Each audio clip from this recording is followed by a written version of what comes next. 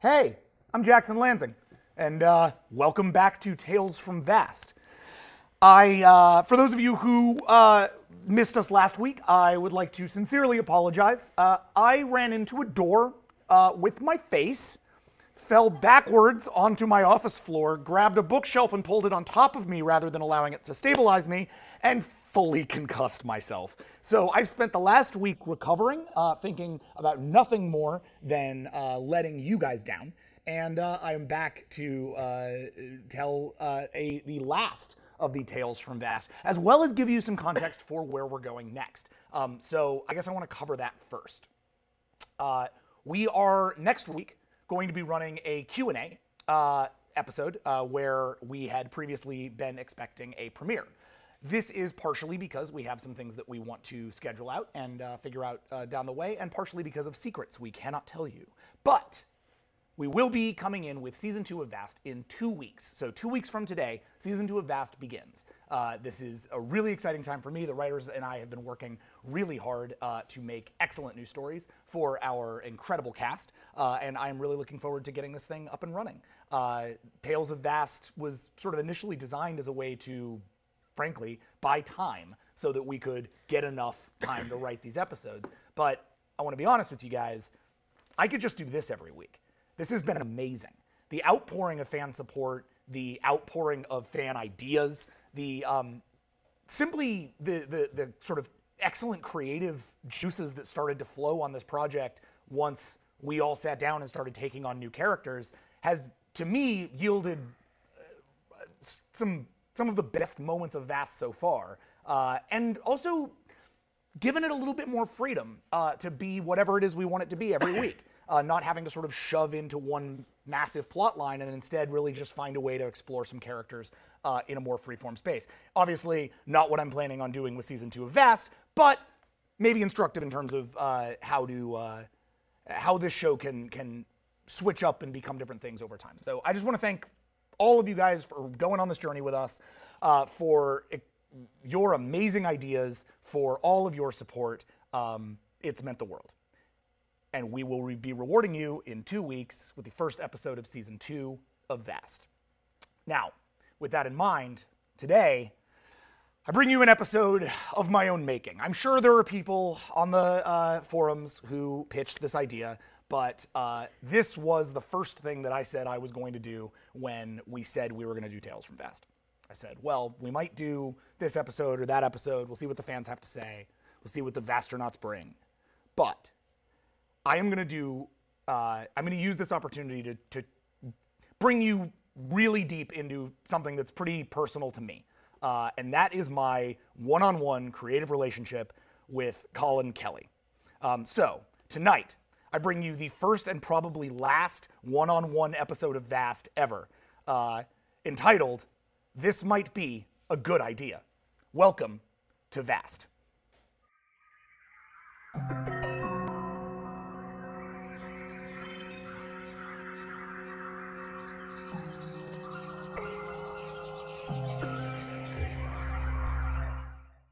Hey, we're back. How do we look? How do we do this? Oh, you have like a whole side of the screen. I got this whole space to myself. Kind of loving it. Everyone, this is Colin Kelly. If somehow you don't know him, you definitely haven't watched enough V.A.S.T. Colin, welcome to Tales from V.A.S.T. Thank you, Jackson. It's a pleasure to be here. Yeah, you know, it's normally when we're face-to-face like this, it's either at your house or my house. And we're often screaming at each other for one reason or another. Well, we'll make sure to make that happen tonight. Undoubtedly. So yeah, this is a really exciting sort of prospect. I wanted to ask you, did you watch the other episodes of Tales from V.A.S.T? Oh yeah, I've been watching. I've been watching. I've been at home. I've been absorbing and doing it from my own boudoir. It's been delightful. Oh, good. They've been excellent. Yeah, we're gonna have a quiz. So no, I'm kidding. I'm not gonna have a quiz. No, don't do that. No, that'd be really mean.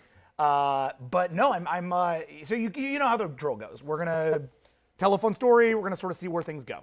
Yeah, it's gonna be great. Yeah, it's gonna be fun. I'm not gonna lie. Normally, I like to kind of sit off on my corner, and I'm really there to like deliver the droll, dry witticisms. You know, just be that funny guy that everyone loves, and and I'm a little on the spot right now, so I'm Yeah, man. feeling a little nervous, but I think this is going to be fun, right? This is going to be very low stakes. This is going to be very low stakes. Like it's going to be like a dinner party, right? It is the story of good idea going to the mall and picking out fancy clothes Thank for God. 3 hours. Oh my God! Yes! Yes! Yes! Yeah, I got you. Don't even worry about it. We're geez. gonna go Okay, to great. an actual mall. I'm just gonna buy you everything you want. This is the Finally. beginning. Yeah, I know. This is the beginning of our sugar daddy relationship. I've been working on this for years. I'm sorry, Amanda.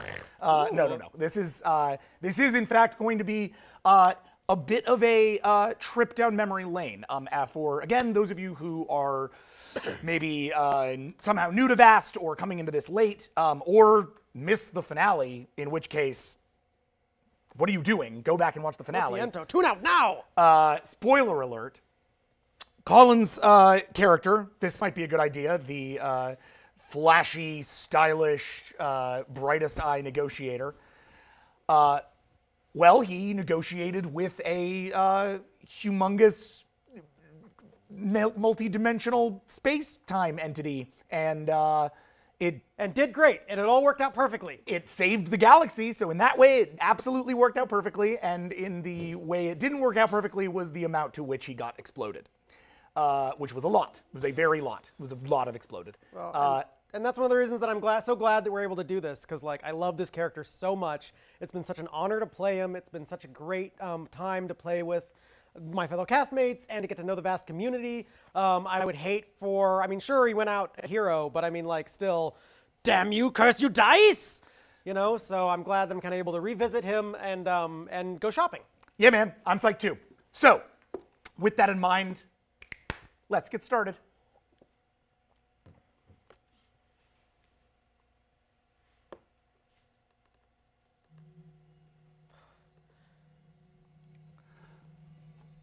Welcome to Tales from V.A.S.T, Episode 4, entitled This Might Be a Good Idea, starring Colin Kelly. And no one else. Couldn't help myself. Check it out at the desk, make sure there's no one like surprising. There's no surprises. Okay, all right. You know me, I hate surprises. So,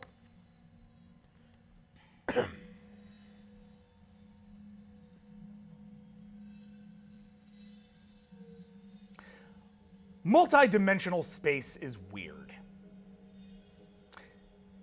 The degree to which your body was gone was weird. The place you woke was weird, insofar as it wasn't a place at all, and you were not entirely you anymore.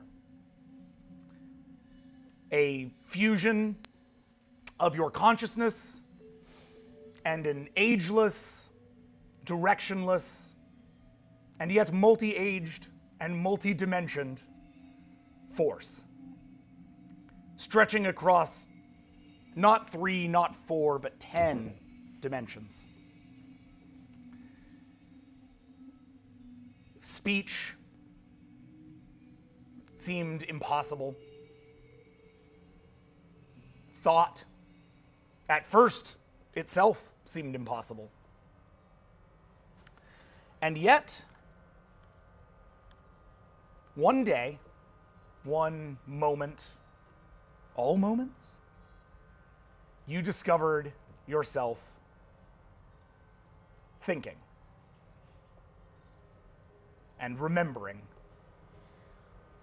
and knowing that you were once a being of 3 dimensions. Dude, you bamboozled me. You know it. Oh my God, okay.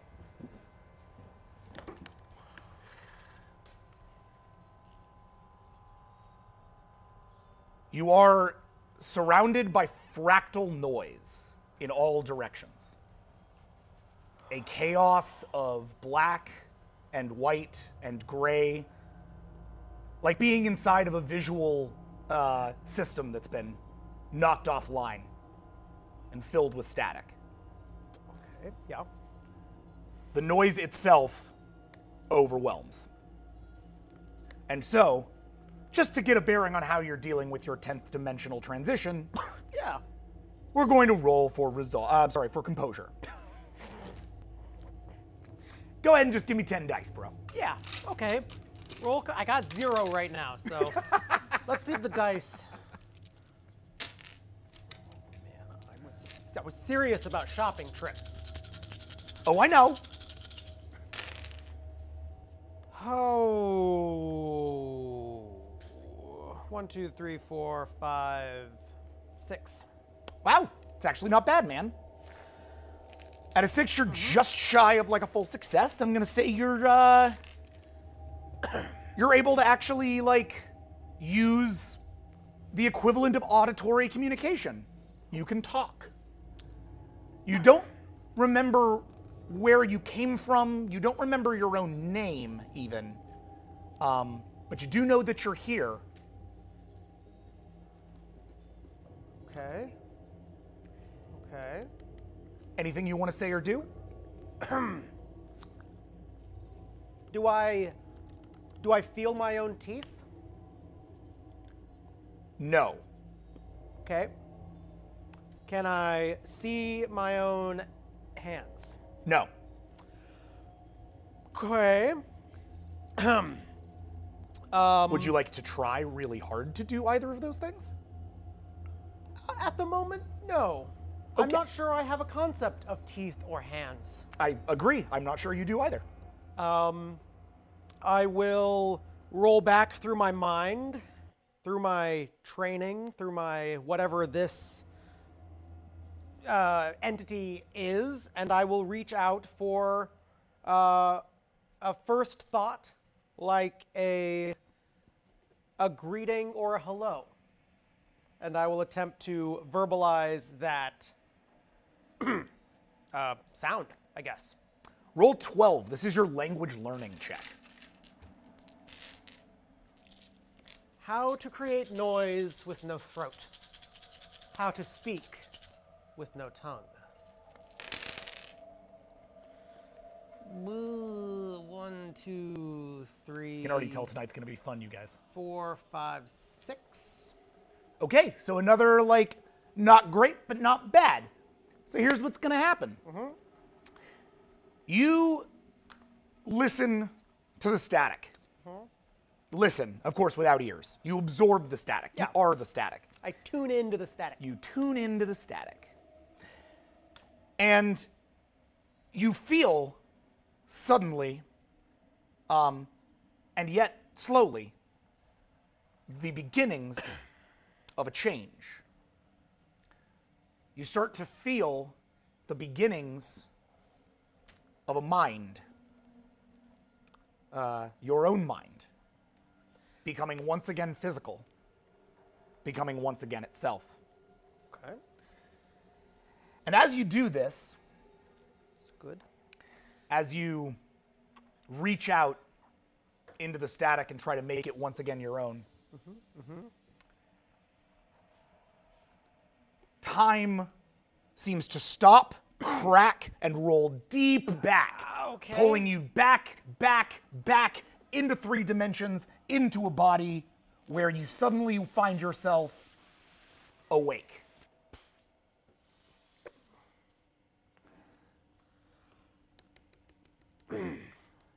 A face stares at you from close.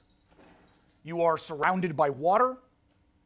Beyond the water, a tall face with large black eyes. What do?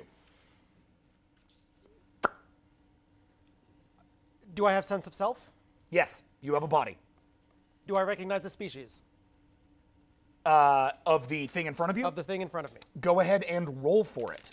This is a composure check. Rather than a knowledge roll. And that's simply because we've just dropped you into this system and it's a story thing.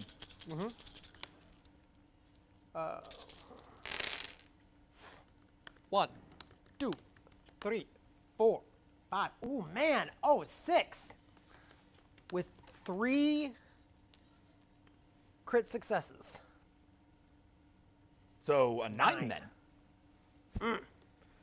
You do. I'm going to use up all my good rolls right at the start. You do. Okay. As you think about the face, the rest of the context, that place you just were, all of that static, all of that mess, all of the questions of what that was before, starts to melt away, and you find yourself pulled to this present.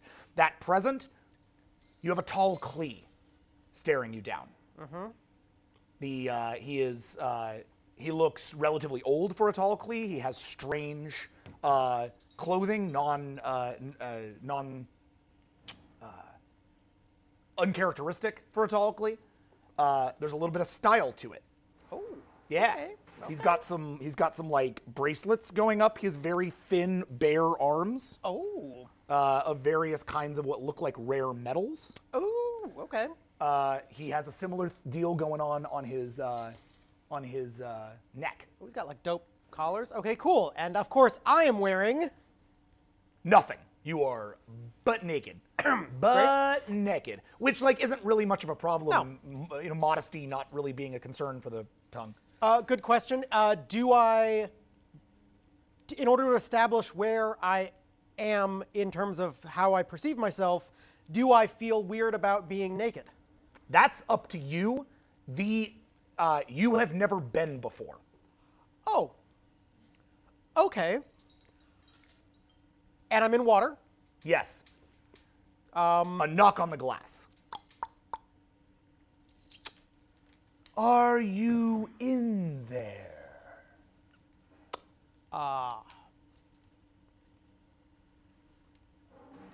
The eye shines bright. So you Or blub, blub, blub, blub. yeah. Blub, blub, Blub, blub, blub, blub, blub, blub. blub, and I'll make like the... And he grins wide, and then wider, and then wider. His smile seems to take up nearly half his face. Ooh. Oh, you're in there. Initiate procedures. And behind an unseen hand hits a switch, and all of a sudden, that water is coming down.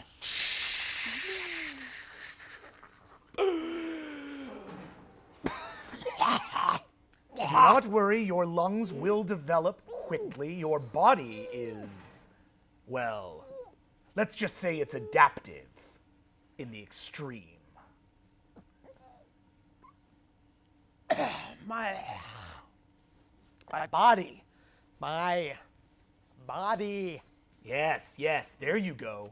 Body. Your language circuits are coming online. Speaking. Speaking, yes, my child. Ah. Ah. Ah. Can you hear anything in your mind yet?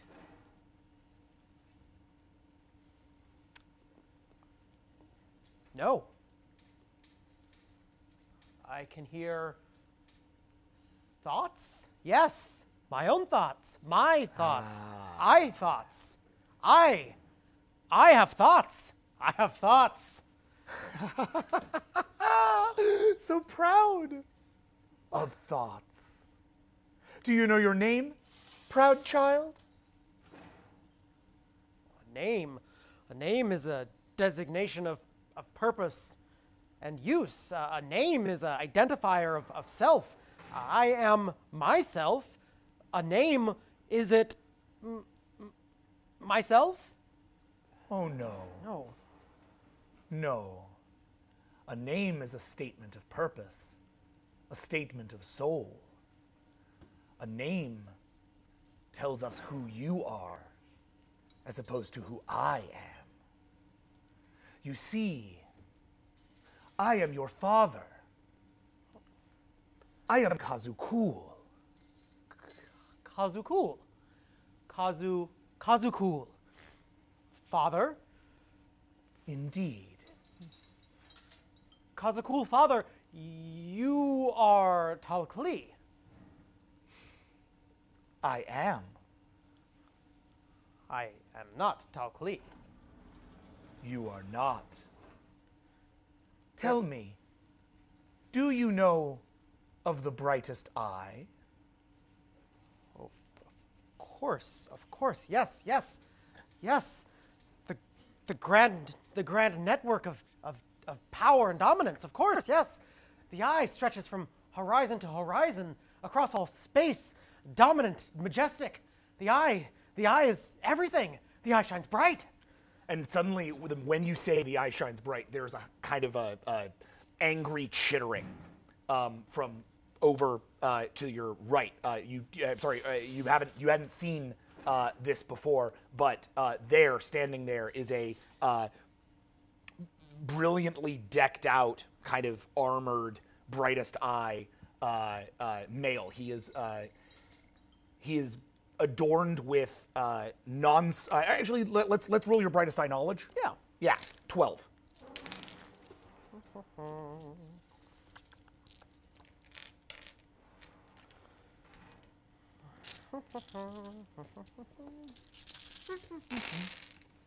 Humming to himself. Itself. 1, 2, 3, 4, 5. You do not recognize what it is wearing, nor why it has the sort of large crest that it does above its head. Okay. It looks up to you as it walks, sort of steps a little bit closer to Kazakul. Kazakul! This thing speaks our words. You know this to be heresy. And Kazakul looks back. Not heresy, no. For he is your servant, just as I promised. Forgive him. He is also your father. Ah, 2 fathers. You will call me Kazukul. You will call him father. Of course, Kazakul, father.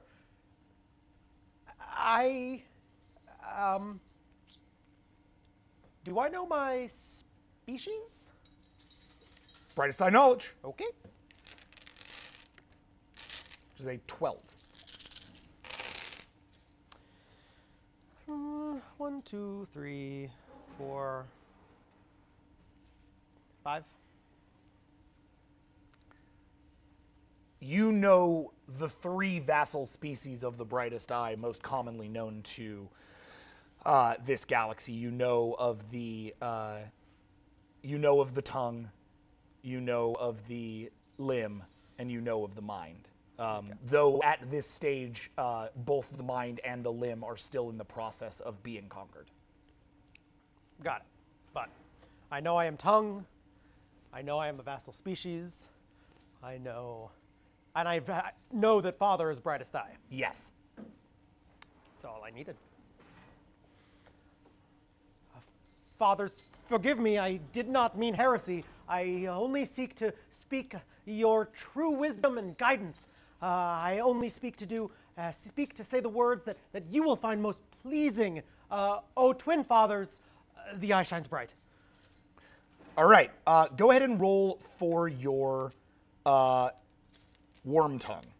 This is 25. All of the dice. Roll every dice you have, and then roll them again. Yep, roll them a few more times. Yeah. This is where like digital dice rollers come in really handy when you min-max characters, except Colin has a strong I don't rule. trust computers. I do not trust digital dice. You cannot trust them. Hey Colin, which do you trust less, computers or whales? Don't. No.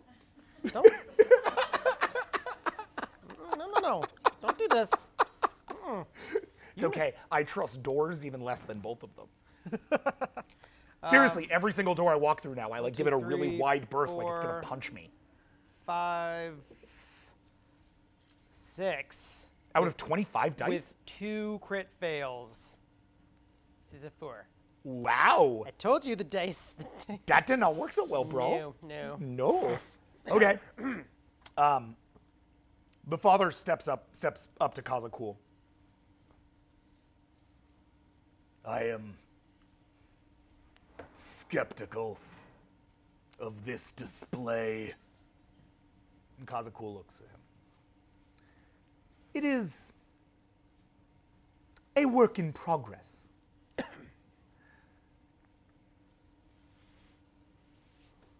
Let it find its name. And he goes, what does that mean? Tall, clean nonsense. Such a thing cannot find a name, nor be given one by the eye. No. It already has one. Don't you, my child? And he fixes his eyes on you, and when you see his eyes, you see that in that blackness is in fact star patterns, colors and iridescence. There is more to his eyes than meets the eye.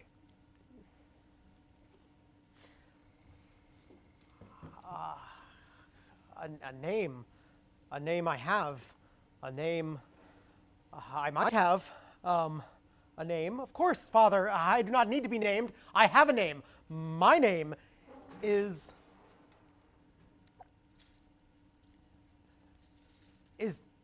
this might be a good idea.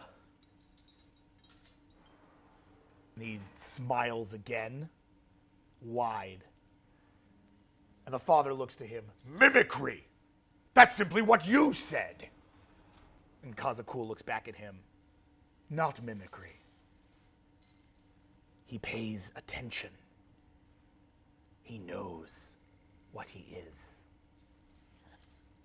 My fathers, I seek only one grand destiny in this world, and it is the synthesis of information, the absorption of contact, and the regurgitation of said information into sounds which the brightest eye might find antagonizing, that they might find it to be pleasing. I seek only to communicate and to shed light onto situations that otherwise may lead only to violence. For when violence is necessary, it should be known that it is necessary. So violence is the good idea, is it? Father, the glory of the brightest eye is the good idea. Speaking to me, well, that might be how we find it.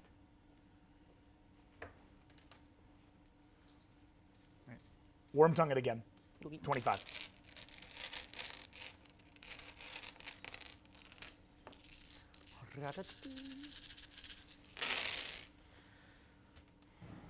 One, 2, 3, 4, 5, 6, 7. 7? 7? Nice. All right. He's going to check against that because you've made him very skeptical. But I'm so honest. I know, So charming. right? I'm a charming naked noodle man. How can you not? Well, when you put it like that. I'm noodles all the way down. Noodles all the way down. I guess. Well, yeah. that's the new name of the episode. Oh, boo. So, all right. The brightest eye looked to you, looks at Kazakul, looks back to you. Then we will prove it, will we not?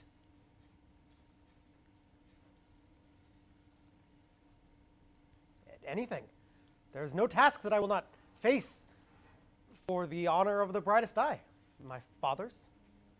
Just point me towards contact. Point me towards any circumstance that I possibly could face, and I will not let you down. Indeed. Yes. Yes, you will. Or no, you won't, I suppose. And Kazakul steps back, looks to the brightest eye. I leave him in your hands. This being is yours, his capabilities yours. I will take only my payment. And the brightest eye hands the man a strange little data crystal. Okay. And he takes it and places it in a little compartment on his chest where it seems to be like vaporized and is gone. Okay.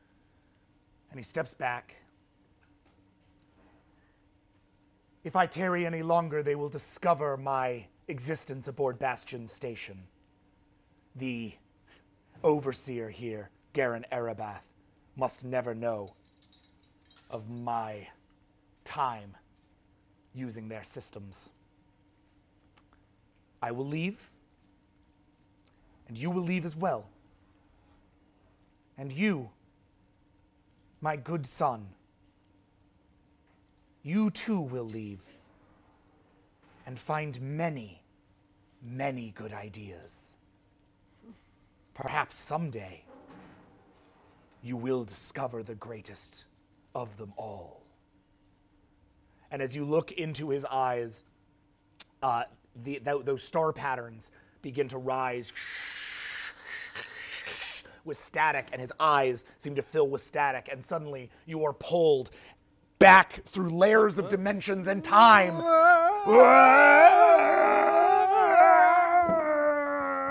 Dad! Dad! And you're back in the emptiness.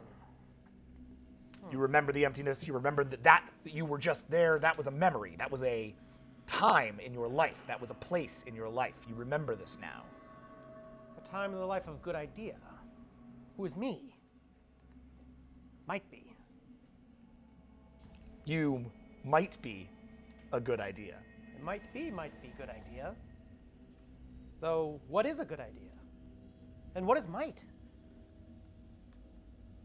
Who can say? Who can say? Okay. So you are now back in the you're now back in the static. You feel once again your identity. You've reclaimed at least that much. What do you do now? Okay. Okay. I am. This might be a good idea. I should have hands, but do not see hands. I would like hands. Okay. Roll a resolve check, which is 21.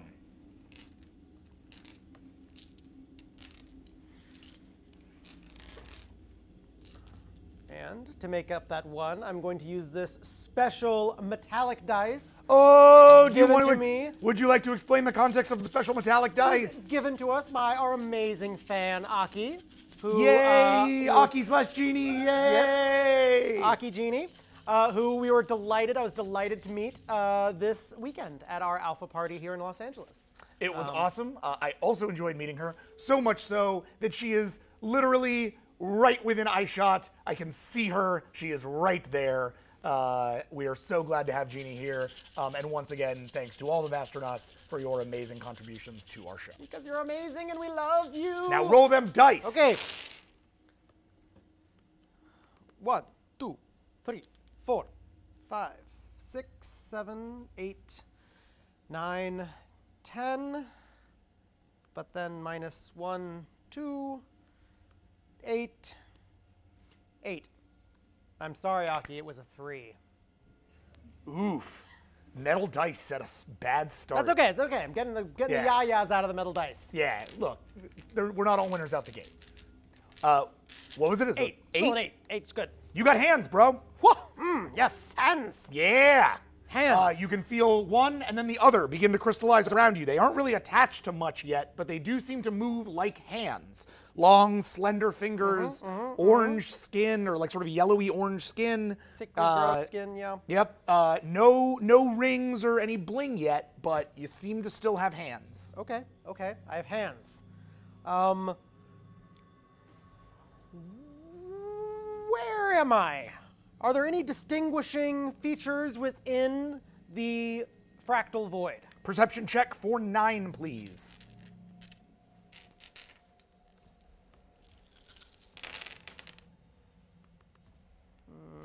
1, 2, 3, 4. 4? Yeah. Okay. No, there's just a lot of static. However, as you begin to sort of turn around, your hands and mind kind of finding their way in all of this mess, you find your hand kind of run up against something.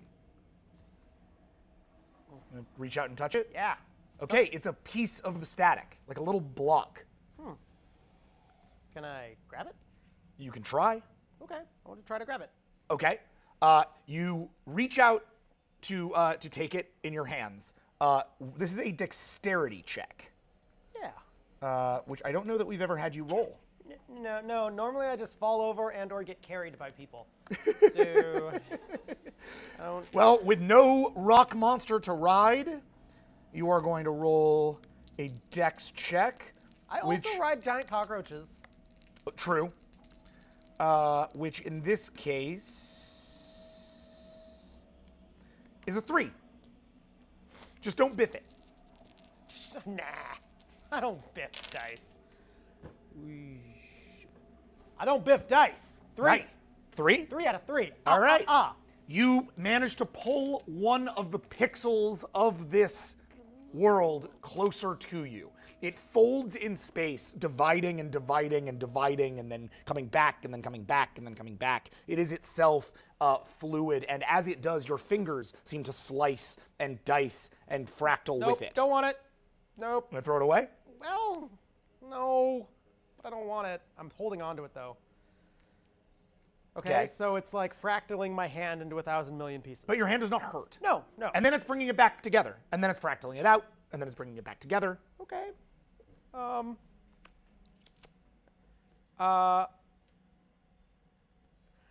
Okay, it is fractaling in and out. That means that there is a pattern, a definable pattern to it, which means that there is theoretically some kind of, you could maybe make an argument that there's some kind of like math behind it, and math is just another language. So I would like to try and speak fractal? Sounds good. Physical, this is a language learning for 12, but it's also a physical adaptation for 13. So roll both of those rolls for me, a 12 and a 13. Okay. Thank you. Here's the 12. 1, 2, 3, 4, 5, 4. 4? Yeah. And that was on which? That was on the 12 roll, so I think that was the... 4 on the 12. Yeah. So that's for the language learning. Yeah. So it's not a biff, it's a minor success. Not great. No, but it's not a fail.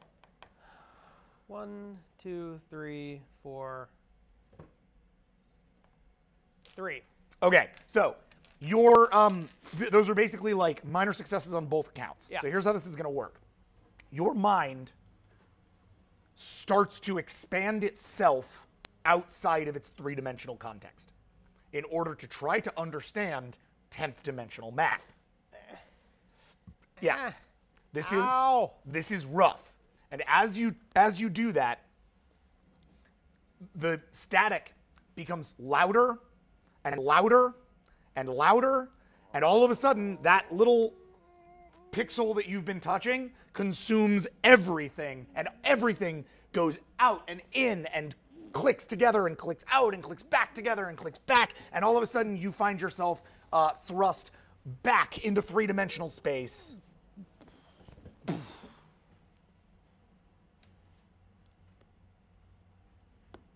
Can I vomit? Sure, if you like. You vomit all over the bridge of the Brightest Eye vessel on which you stand. The captain behind you makes a sort of disgusted clicking sound, and then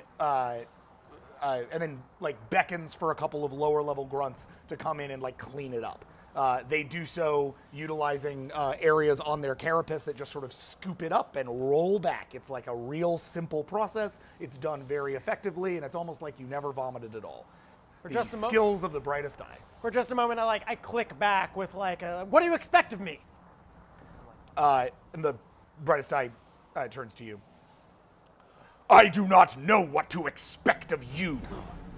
You are something. We are apparently supposed to be testing. I'd say such a test has already failed. Well, if you determine the end of success, if you determine the end of a test before the test has even begun, it's no wonder that failure is the only option you can see. And he thinks about that for a second, nods, his concordance lighting as he does. He steps back to the chair. Mother help us. Put the planet on screen. Swag check? Swag check. You are in a brightest eye tongue uniform. Okay. Your least favorite outfit. Fine. I know. I'm so sorry.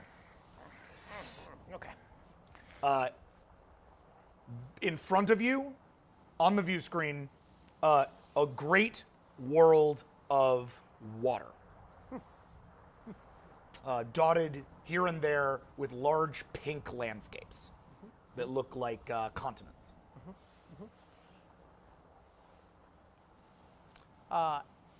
If I may, I'm going to walk over to the science station. Okay, you walk over to the science station where a limb is plugging away.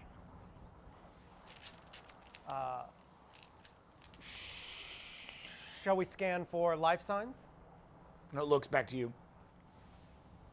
We have already done every scan necessary. All that remains now is for you to do your job. Yes. Tongue. Yes. My job, which is clearly why we are here. Captain, or rather, brightest eye. Do I know a name? Okay, roll for composure.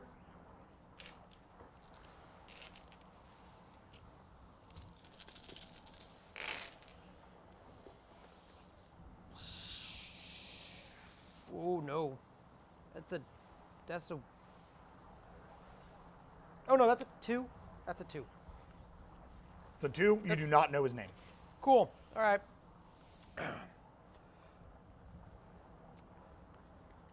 Often, to do one's job to the best possible outcome, it is best for the job to be revoiced from multiple perspectives. Lim, would you be so kind as to rephrase for me what you view my purpose in this endeavor to be?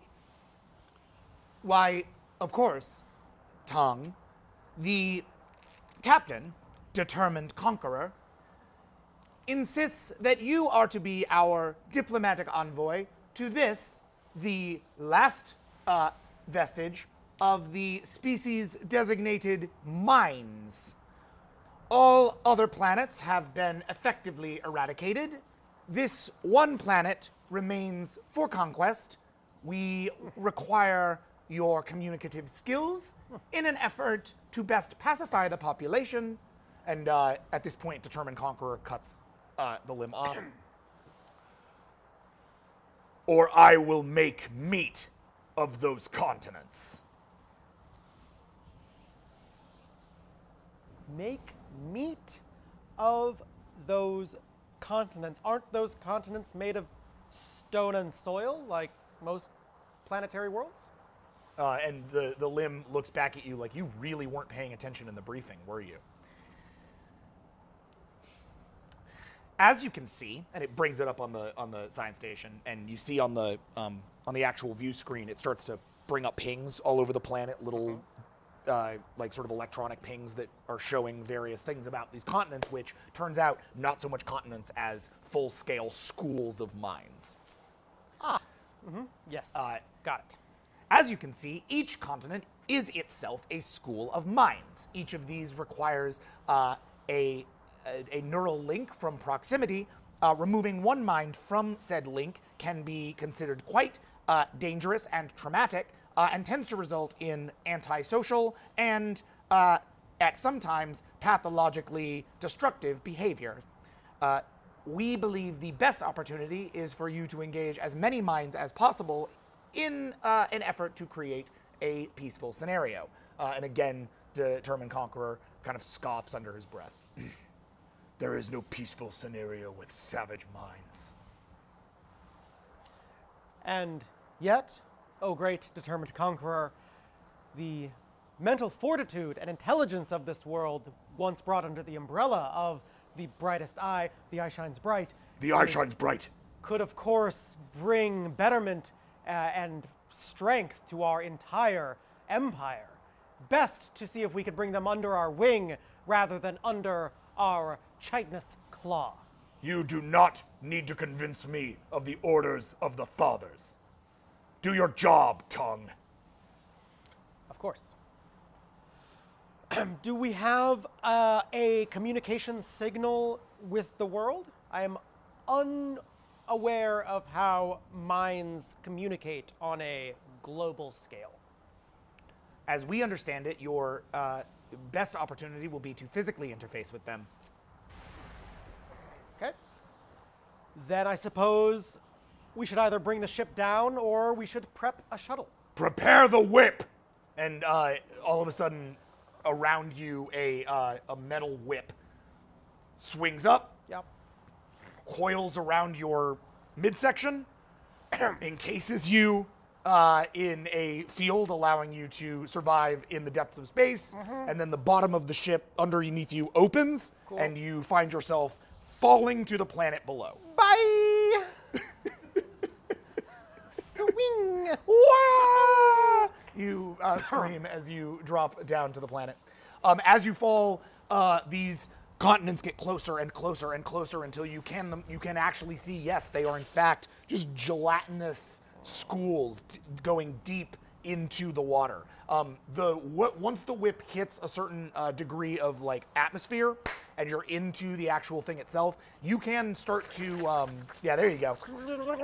You can start to direct this thing the same way you might direct a like parachute, right? Yeah. Do you want to land in the water or do you want to land on the things? Oh no, I definitely want to land on the things. Okay. So you find yourself falling down towards all of the sort of mines all together and drop down in front of them. You land with a sinking splat on what seems to be a field of brains. The whip disengages and spins up into the sky to a ship you can no longer see. It is day on the planet. An ocean extends out in all directions. What's it smell like? Seawater, salt, Okay. a certain amount of sort of sticky sweetness in the it sort of is in the air. There's a pink mist that kind of fills the. It's a generally oxygenated atmosphere, but there's sort of a pink mist that seems to be maybe a byproduct of of these things. The same way that, and you can kind of see this as it happens, the same way whales might blow water out of their blowholes. So you have this sort of pink mist that's rising up out of these mines. That's gross. I don't actually care, Judgy. but I live for those little details. Yeah, I feel you. Don't I know it? Does the planet have a name? No. Not at least one that you guys know. Okay.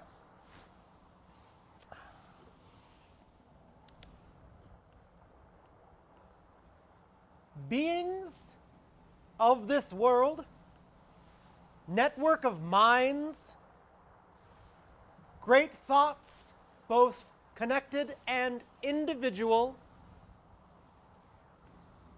My name is This Might Be a Good Idea, and I come to you as special envoy from your galactic overlords, the brightest eye, the eye shines bright. All right, roll for negotiating at 17. Let's see how this initially goes. It's gonna go great.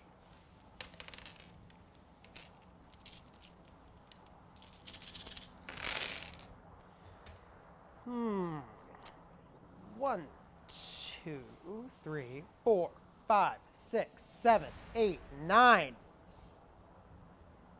9. 1 crit fail, 8, but 1, 2, 3, 4 crit successes for 13. Whoa! All right. Cool. Damn right. There's silence around you for a moment. Eerie silence. And then, suddenly, from underneath you, small tentacles start to wriggle up your leg. They start to writhe up both of your legs. They extend taller up your midsection. They begin to wind around your arms to the ends of your fingers. They extend up your neck, Oh no. over your head, and into your eyes and mouth. What? And as this happens, Do not want. you find yourself in a mental space. Roll for physical adaptation, please, for 13.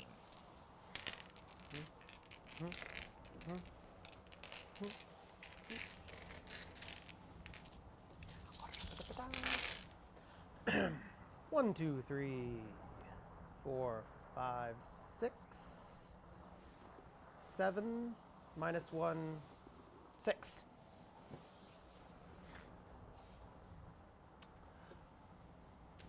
Okay, so you see a physical space, but you cannot do anything in it. You are in a sort of massive hall. The hall is gorgeous. Think in sort of like human terms. Think of the halls of like like Atlantis. You know, Ooh. like it's beautiful columns and archways. Brightest eye building would be put to shame by some of the ideas expressed here. And all around you see beings of light arrayed up and up and up and up and up. Okay. I see. And one particularly floats forward to you in this space. You find yourself, you look down, you have no hands. Damn it. You have no physical body, it would seem. Do I have like glowy hands? No, Am you have like glow. I'm a glowy being, much like everybody else is a glowy being? Yes. Cool, I can work with that. You have adapted to the space. Yeah. It floats up to you and speaks with 1,000 voices.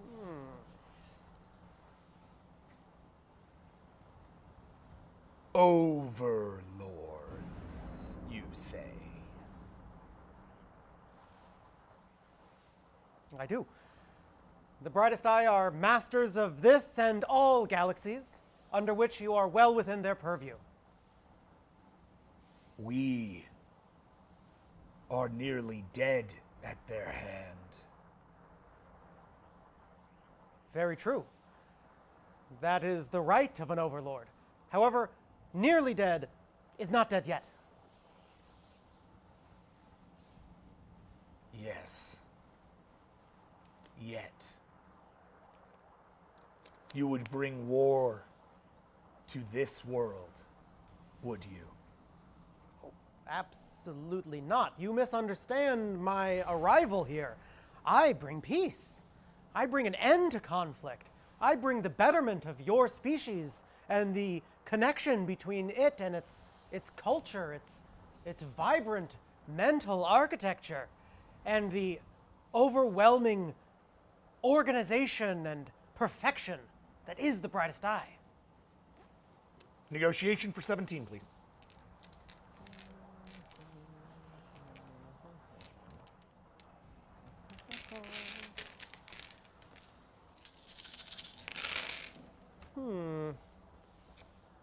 No. No. 1, 2, 3, 4.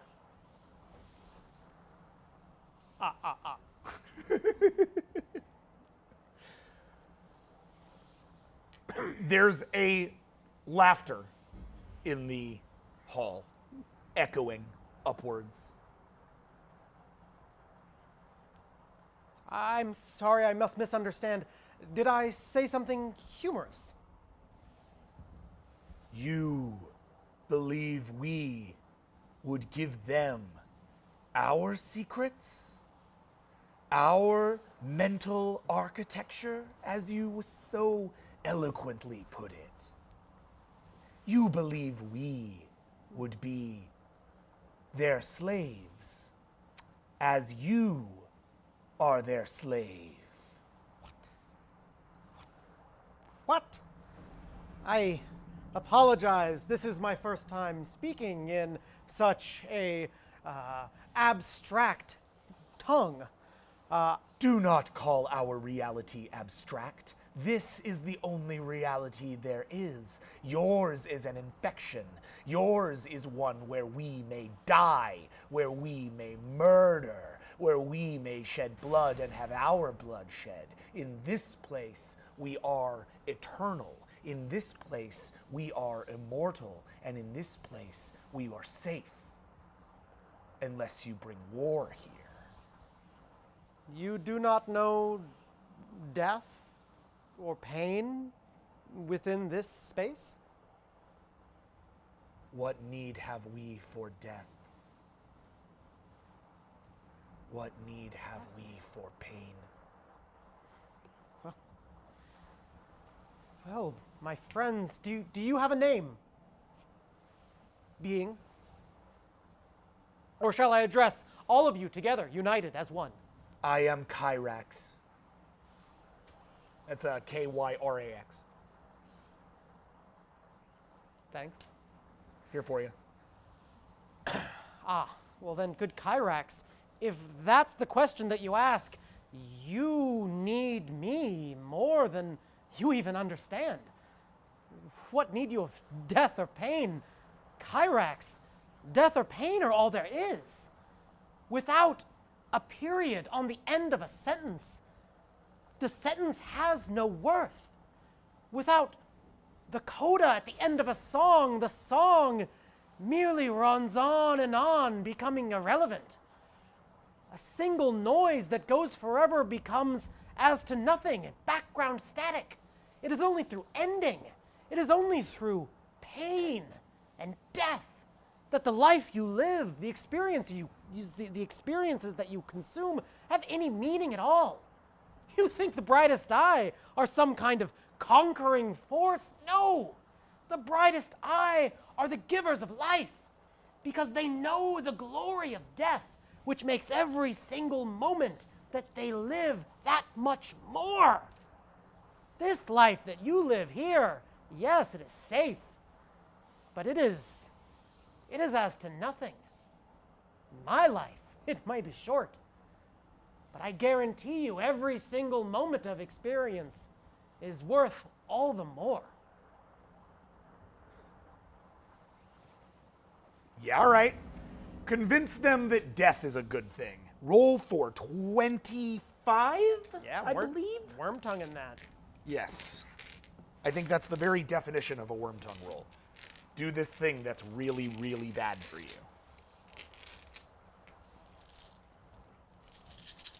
Oop.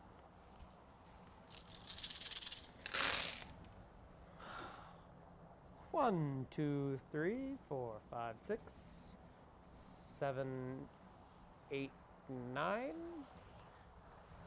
2 crits, 1 minus, that's 10, and then another 5.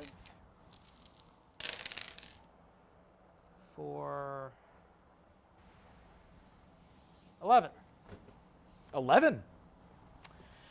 Outstanding success, man. They're going to check against it, but...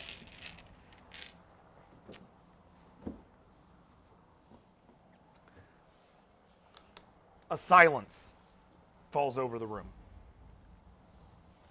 A strange, terrible silence.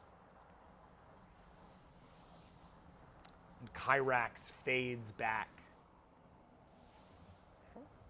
And all of them glow brighter and brighter and brighter. And they all form together into a single light that then comes down to meet you.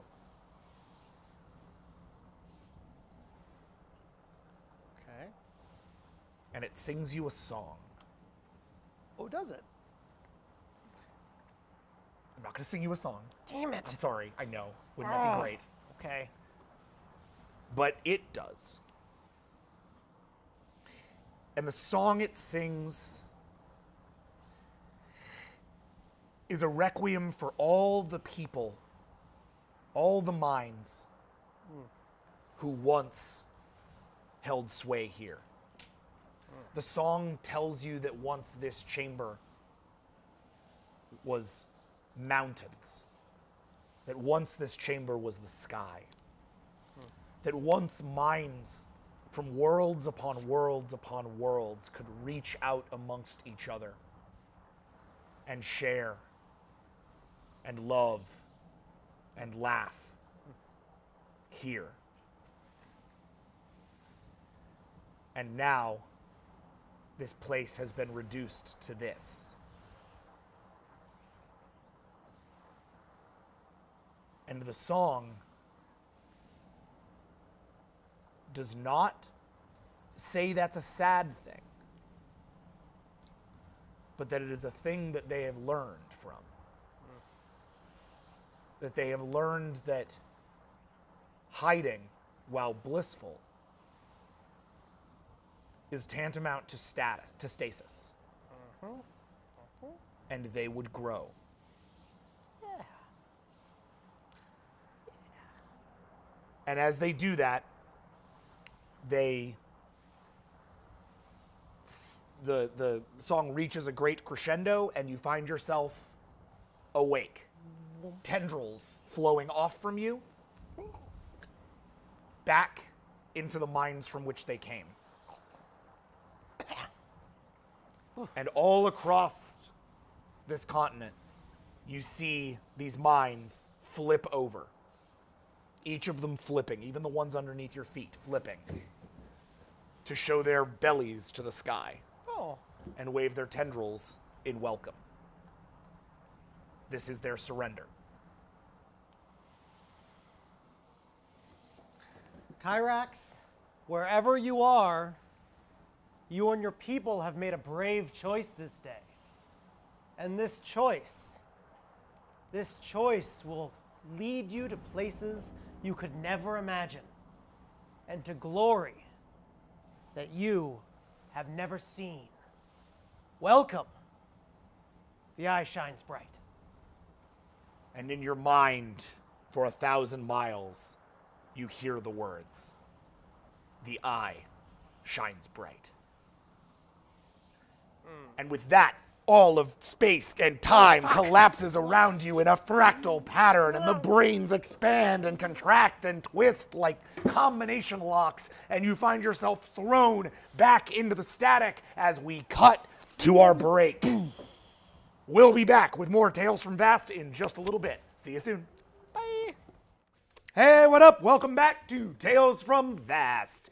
This episode, which up until today I was calling The Box, but now I guess I'm calling This Might Be a Good Idea, because I forgot that I called it The Box. But, you know, you can call it one or the other. I'm gonna just leave that to you guys. Smart. Oh yeah, look at that. Smart. So anyway, we're gonna just sort of keep this thing going, yeah? God, it's wild to just look over there and you just have like a whole third of the screen. Finally, I have the space that I deserve to just spread out and be so alone with no friends at all. Oh, he's broken the fourth wall! Yay! This is for those of you who've seen Legion. This is the Colin Kelly Jackson Lanzing creative relationship. Yeah.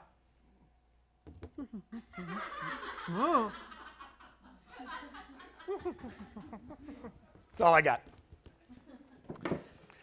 All right, cool. So we're gonna do this thing. I keep clapping, which I'm sure sucks with this lav mic. Sorry, guys.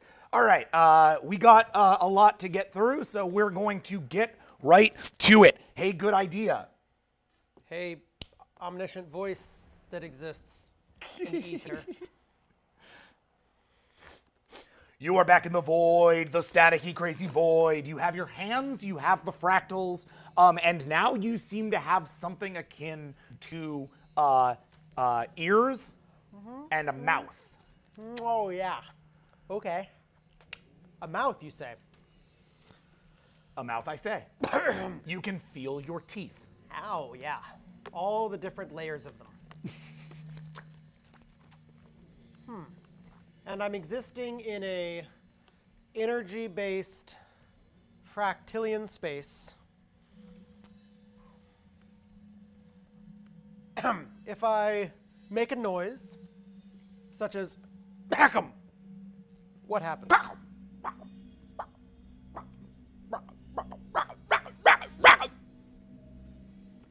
Okay. What if I start to sing? What if I start to sing a song of many different harmonics? A song that I have heard once before at another space of pure energy. A mind song. Wow. I like that solution. That's interesting. Go ahead and roll for it. This is an artistic expression check. Hold on, I'm gonna figure out what that is. Yeah, definitely have never rolled an artistic expression check before.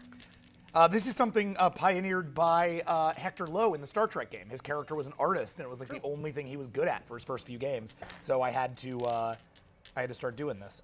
So this is a presence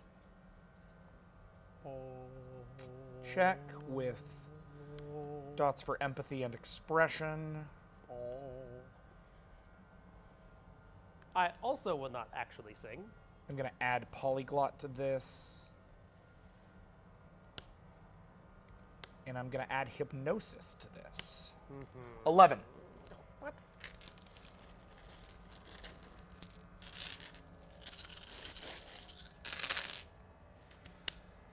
One, two, three, 4, 5, 6. 6. Yeah. Okay. I'm trying to kind of create, as they come back at me, I'm trying to create harmonies back. I'm just trying to create a kind of inny-outy balance of energy wave. So the sound echoes out, distancing and then swinging back, and then distancing and then swinging back. You find yourself trying to become one with the harmonics of this place. Yeah. Roll once again for physical adaptation for 13. The song becomes more and more beautiful the longer that you sing, though it does bring back some fairly brutal memories.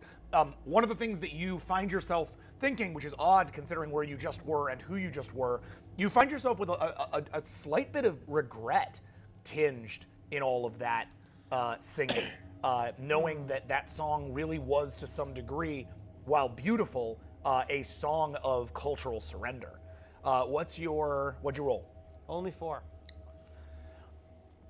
And as you try to harmonize with this place, the fractal bits and pieces of it seem to again unlock and crack, and you extend into 1,000 versions of yourself and then are collapsed back at a third-dimensional level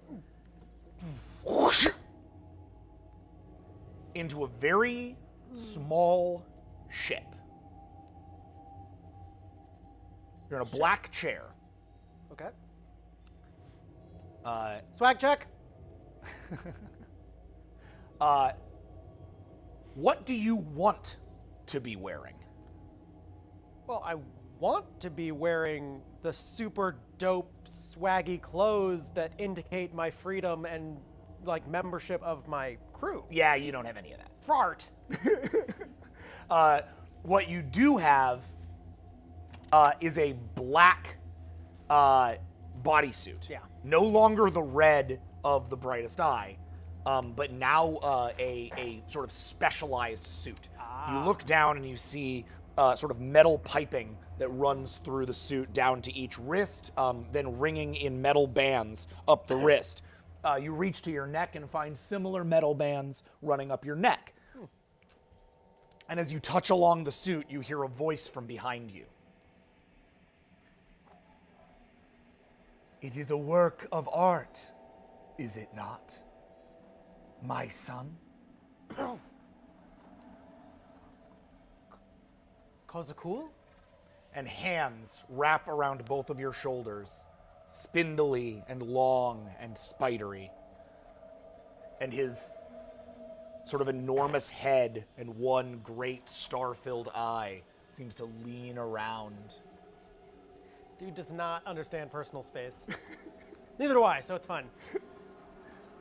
Yes. Yes, my son. It is I. You are safe now. These clothes, the suit, the bands around my wrists,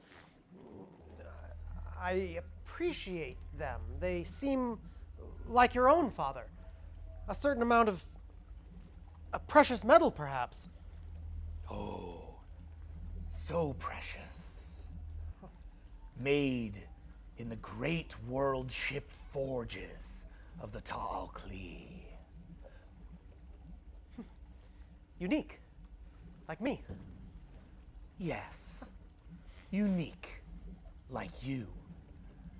To protect uniqueness, like yours. Whoa, protection, it's relatively light for armor. I don't think this will keep me very safe from any kind of structural combat or physical danger. What kind of danger are we getting into? Only the danger for which you were created. Tell me, my son, what is a good idea?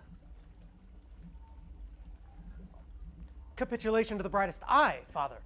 That's always a good idea.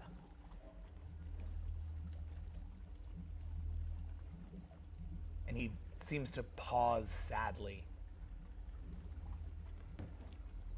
Oh. Are you lying to me? Or do you speak from your heart? No, Father, I'm not lying to you. I know it to be true. The brightest eye stretches from one end of the cosmos to the other, and anything that stands in their way shall only be destroyed. The brightest eye is everything. If you stand against the brightest eye, you become nothing, and being nothing... Oh, bothersome. And he reaches to his hand and on one of his bracelets presses a small space on the bracelet. The bracelet lights up and you find yourself shocked in your chair with volts. I know, my child, I know. What was that? What happened? My suit must be malfunctioning, Father. No, I am instructing you. I am trying to remind you. And he sort of comes around, and now you can see, in fact, you are basically in a sort of spherical ship. Okay.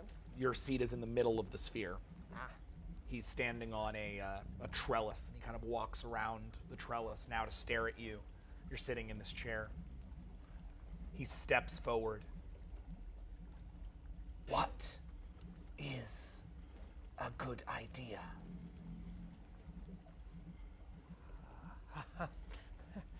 A good idea is doing exactly what you want me to do, Father. And he starts to reach for the band again. A good idea is me. I'm a good idea. And why? Because I am unique, and my creation was towards a specific unique purpose. A name is both a designation and a signifier. I am the good idea because it is what I was meant to be, what you made me to be. And what did I make you to be?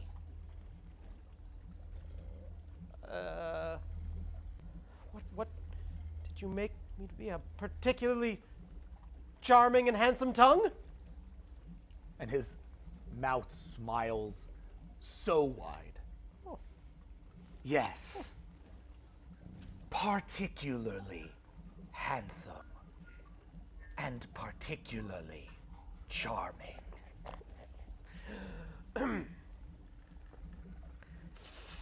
For what purpose? Why would I make such a tongue so handsome and so charming? Why would that be a good idea? Well, tongue has only one purpose, and that is to speak the words that the brightest eye themselves cannot say.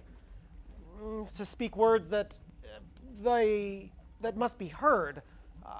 If you needed to create a being such as myself, such uniqueness, I assume it must be to speak to an enemy that otherwise could not be spoken to, I suppose. Yes, my son. Yes. That is a good idea.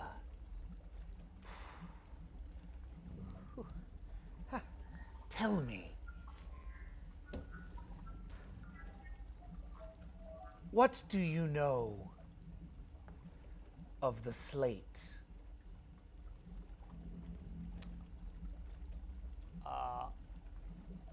Let me roll to see what I know of this. Yeah, I think that's the right move.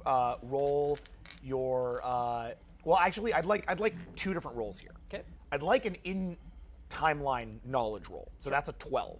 I would also like a composure check to see if we can like fill in some like cross-time knowledge. Yeah, multi-dimensional knowledge. Yep, BS. you know it. Let's get meta with this. Oh, butts. 1, 2, 3. 1 crit for 4, but 1 minus is a 3. Okay, so your brightest eye knowledge, you have never heard of the slate, really. Go ahead and give me your composure check.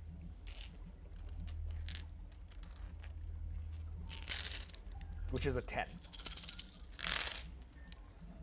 1, 2.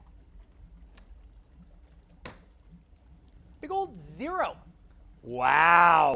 A 2, and then 2 crit fails. Wow. Yeah. Great. Nothing. Nothing. Nothing. Big old goose egg. Nothing. Cool. All right. Father, I have never heard of the slate before. Is it some kind of stone creature? Once, there was a very lonely scientist. He banged and banged and banged upon the walls of reality. As all great scientists do. But unlike most, he finally made a crack. And from that horrible wound flowed blood upon the galaxy. A bleeding that could not be stopped. A bleeding with no coagulant in sight. Blood that stained stars, blotted out worlds, drove back all things, even the eye shines bright.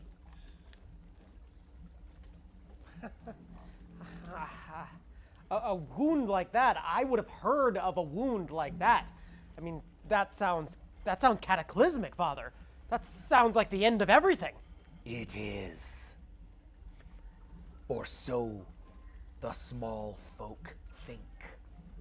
But you are the product of the great idea of Kazakul. You see. And that great scientist was nothing compared to me. Oh, that's excellent news, Father. This heretic who cracked at the walls of reality, you have a solution. We can't have the brightest eye threatened in such a way by this hemorrhaging blood. No. We must do something. Yes. Indeed, this is the entire reason of your creation, my son. This is the good idea. You see, the brightest eye are rich in resources and rich in technologies, and among their technologies, genetic technologies and genetic records that exist deeper than most. I took those records. I took that technology. I took every ounce of their concordance for myself, for data, and for evidence. And in return, I gave them you. A great negotiator, yes. One capable of helping them, yes. One that could talk an entire species into slavery, yes. But this was not the idea. The idea is what happens next. I think I understand. You expect me to find this scientist and talk with him, create some kind of solution, negotiate, if you will, a way to bandage the wound, perhaps build a scar around it. We're on the way to meet this man, I assume. No, my son. We are on the way to the blood. And as he sort of like reaches his hands out wide, the area behind him opens up in a sort of saucer-like formation you can see on sort of a top, as if you were inside of a flying saucer. You know, like the area around here all opens up, blinds circling around. And in front of you is the great white crackling energy of the slate.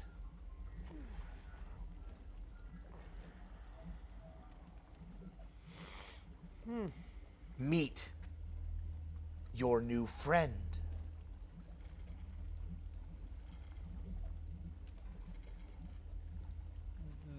This is the slate. This is the wound. This is the great destroyer. My friend. I hope. My friend. I do not believe this thing to be a silent conqueror. I believe it, like blood, to pulse with life. I believe it to itself be alive. I believe that it can be spoken with, reasoned with, understood, and perhaps befriended. I believe that the work of the scientist who made this wound will compare nothing to the work of the scientist who wields the blood.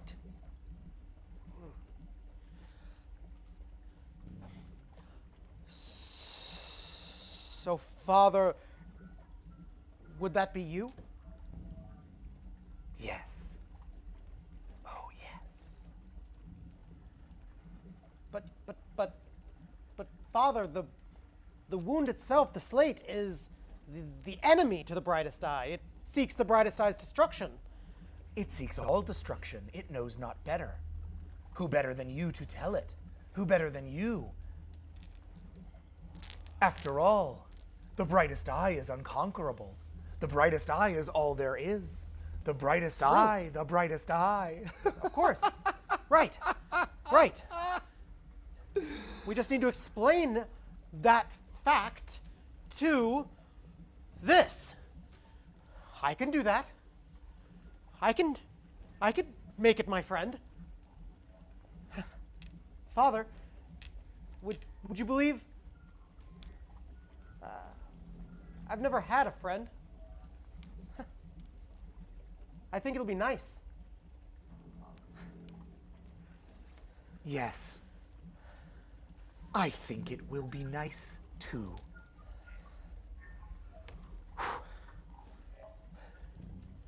Activate and he disintegrates in front of you, gone. And as you reach out towards him, the area in front of the ship, that white area, suddenly the ship pushes itself deeply into the white. The glass before you shatters away. The ship around you blitzes out. It is you are now surrounded by nothing but white. It is the most painful, the most devastating, the most completely surreal experience you have ever had. And as you reach out into the consciousness of this thing to try to talk to it, what do you say? Oh, what do I say as the ship around me is being ripped apart? Am I in the void of space? There is no void here. There is only slate. There is only slate.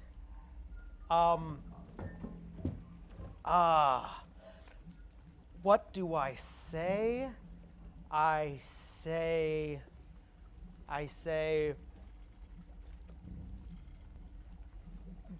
great wave upon this galaxy who thwarts the will of the brightest eye. I come to you to speak as your friend.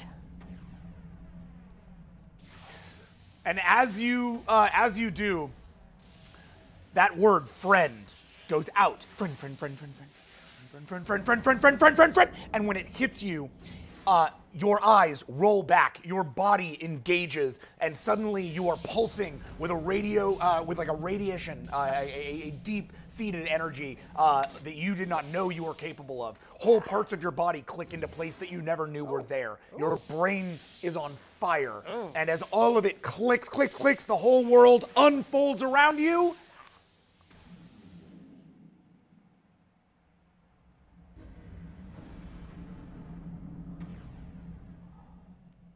And folds back into the static.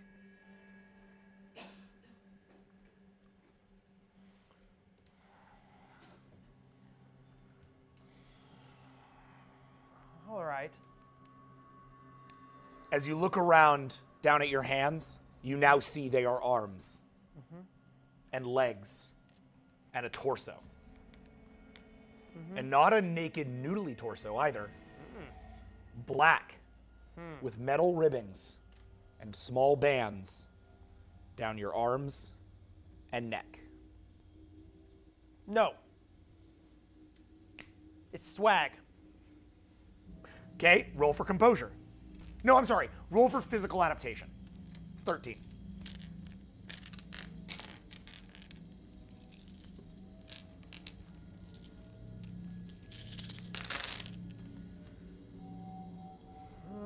One, two, three, four.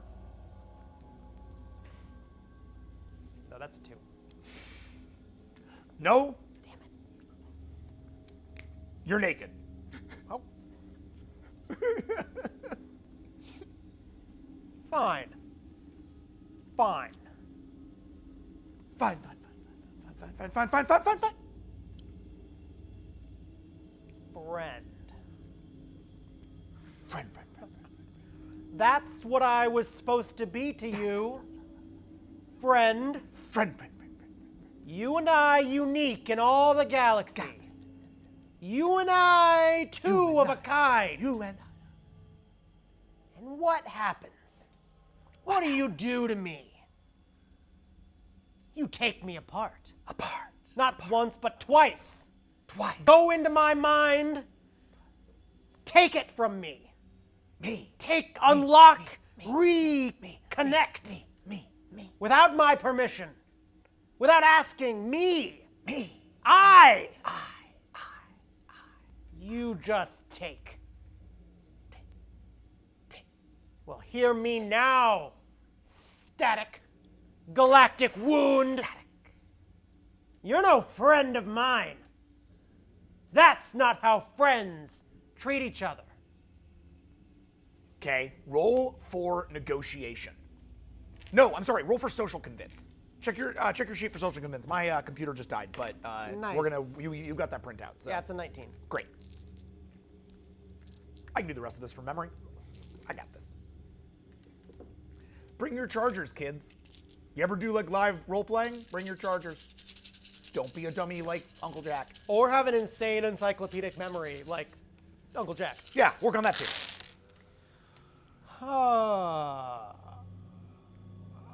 1, 2, 3, 4, 5, 6, 7, 8. Wow. 2 crits is 10, and 1 fails, and 9. 9. 9. Not bad. Hold up. All right. Slate also rolled a 9. Oh. Ties go to defenders. But just barely.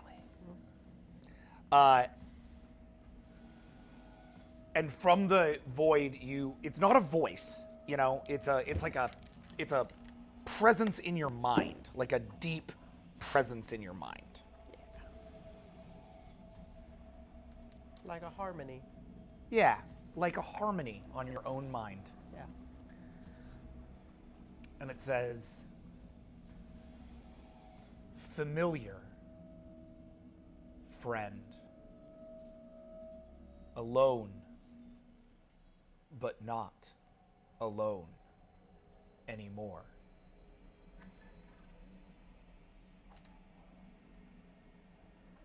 Teach me, friend.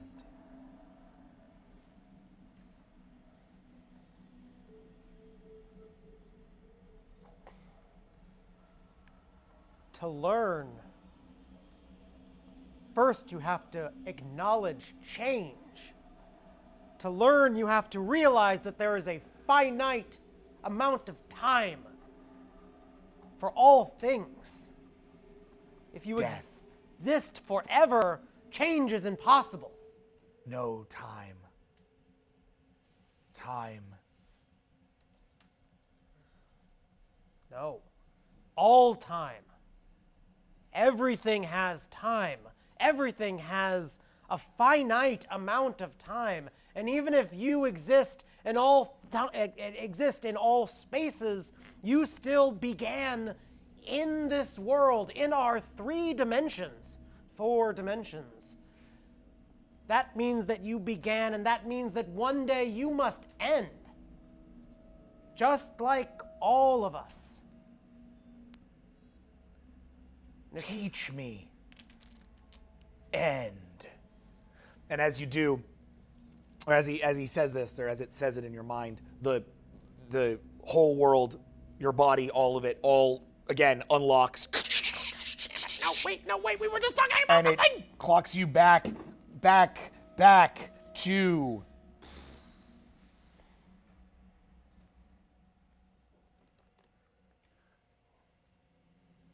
pupil. Butts. The brightest eye homeworld. Not shopping trip? Not shopping trip. Damn. I lied. You're a dirty liar. Okay. As you are carried on a gurney, you've just woken up. Brightest eye technicians surround you. You're being carried essentially outside, through the halls of brightest eye space. You have little plugs that are connected to you, that are connecting you to the gurney. What happened? Where am I? A couple of the brightest eye scientists are all conferring amongst each other using the concordance. You can't hear them. Where am I? What happened? How's it cool? Father! It is awake. It is awake. It is awake. It is awake. We must. While it is not activated, we are in danger. We are in danger. It is awake. It is awake and it is angry. Father! Where's the one called Father? What father do you call for? My brightest eye father. My father. You have no father. You are a tongue. All other is heresy. No, I have 2 fathers. I have 2. It lies. It lies. Yes. heretic. No. It moves you through the. They move you up a sort of long bridge up into a dark dome. I get off the gurney. Okay, roll for a. This is a strength check. Yeah, it is. So you're gonna, because my computer's dead, we're gonna have to do this. I on got my yours. strength check. You got a strength check? Well, I mean, I have a 1. No. This is your. It's a macro. So Yeah, if you don't have the macro there. I have a athletics check? Yeah, that'll do. Okay. I have a brawl check of 0. So. 1. You try to get up off the gurney, and both of them immediately clamp you down. Escape, impossible, heretic. Escape? I'm not escaping. I need to report on my mission. No. You should let me go. I need to report on my mission immediately. No, this is of vital importance. You must save us all. And as it says this, the doors of the dome close behind it, putting you into darkness for just a moment before suddenly a light appears in the middle of the dome, illuminating what looks like let's say a 7 by 2.5 foot box. This box has cables running from it all the way up into the dome and all the way down into the dome. The dome itself seems to be humming with energy, as if this whole machine were built as some kind of amplifier. What's that? Why do we have that? What is that? That is your purpose. This is your home. No. Yes. No. My purpose is to make friends. No. My purpose is to make friends. You have made the greatest friend, heretic. Yes. You will save us all. And they prop up the gurney, so you're now standing up, and they open up the box. No. Come and save. Come and see. And they throw you into the box. No. And as you turn around trying to get out of it, and they're about to close it, the last words you hear them say are, "Witness the brightest eyes, greatest idea." And they lock it closed, and it locks.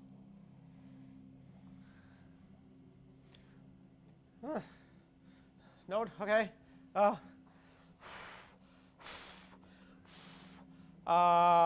Is there any light in the room? No, the box is completely dark. I'm gonna bang on it really loud. Cool. And scream wildly. Roll a strength check, please. An athletics check is fine. 1. You bang on the wall so hard that you break the bones in your hand. Oh, but okay. Ah! I'm injured. I cannot do my job inside the box. And then all of a sudden, small tendrils start to run up to those little cables that are run down your arms and plug in, one by one, almost the same as those mind tendrils, Yeah. but this time all cybernetic, clicking in, all up and down your body. The little pipings around your body, all of that, it all connects. And suddenly you feel that echo again. Friend. And as that happens, a deep well of energy comes from you. Your eyes roll back, the energy extends out, and nearly all your memory becomes a blur. It is only a moment, but it feels like forever.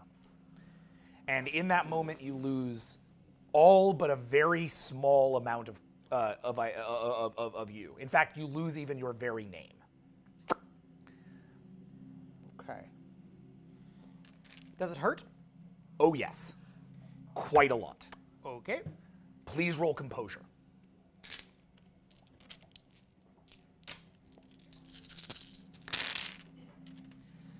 One, 2, 3, 4, 5. 5? Yeah. Okay. I mean, I'm screaming wildly. Yes, and you do for years, Oh. and years, Oh. and years, Ugh. and years, and years. Like relative years, like in my mind, right? Not No, like actual literal years. Uh-huh. Roll a resolve check. Yeah.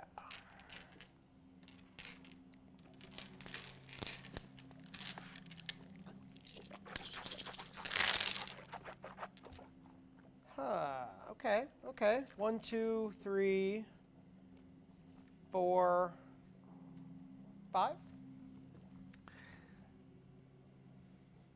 After hundreds of years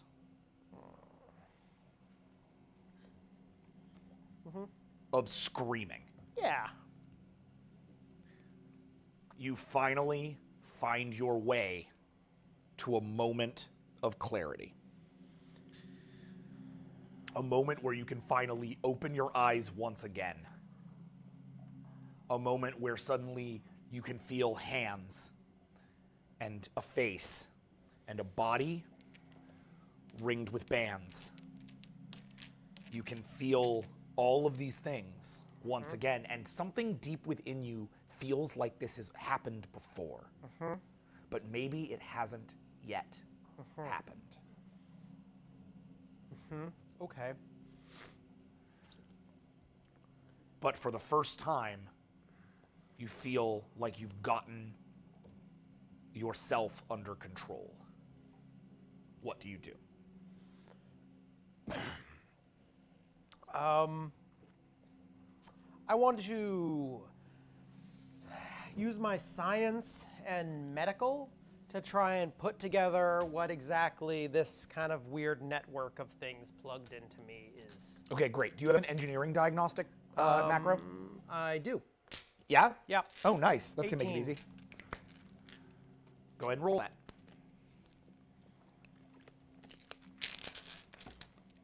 At this point, we should really have docked your character sheet back to the beginning stats character sheet, but I'm just going to keep the sheet as it is because I don't got time to shift.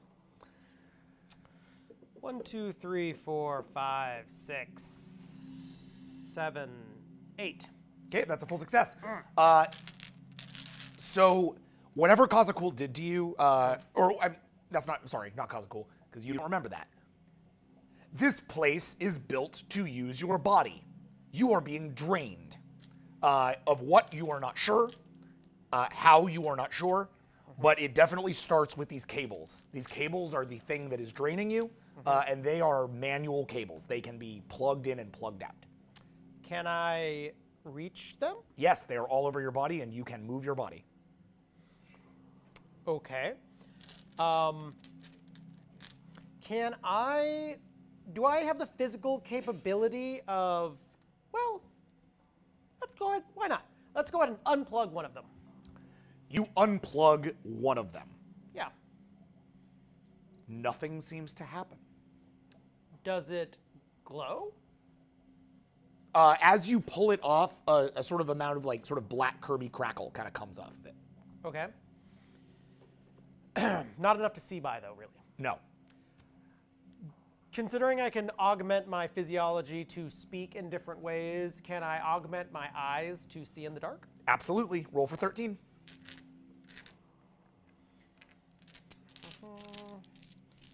How to escape a box.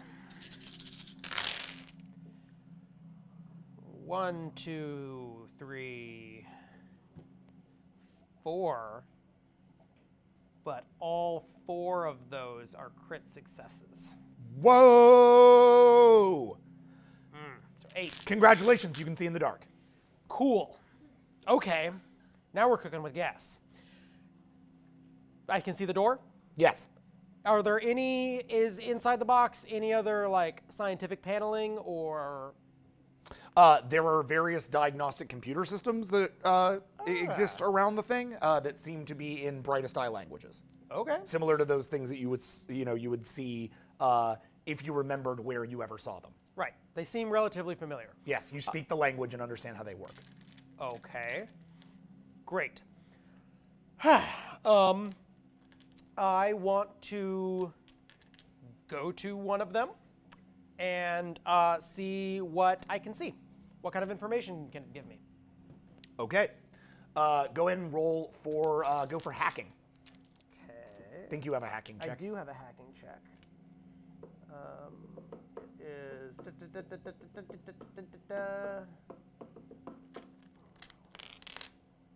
Or do you not? I don't actually. Okay. I have cool. computer check. Computer check. There you go. That'll do. Yeah.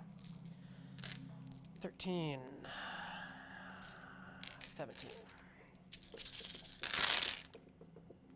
1, 2, 3, 4, 5, 6. 6. 6. You bring up the computer systems. They are mostly scientific measurements that you do not understand. There's a lot of things about like radiation in them. A lot of mentions of the slate. Yes. Bullshit. And Stupid. Don't care. And there is, as you dig through, you do see a place for like machine reload and override, and you also find your way towards a comms channel. Okay. Well then, excellent. It seems to be mostly just built for internal communications. It was never supposed to be like access from within the box. I mean, by internal, I mean like this facility. Right.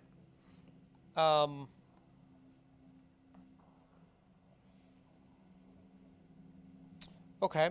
Well, I want to try and hack that system to let me reach out further than the facility.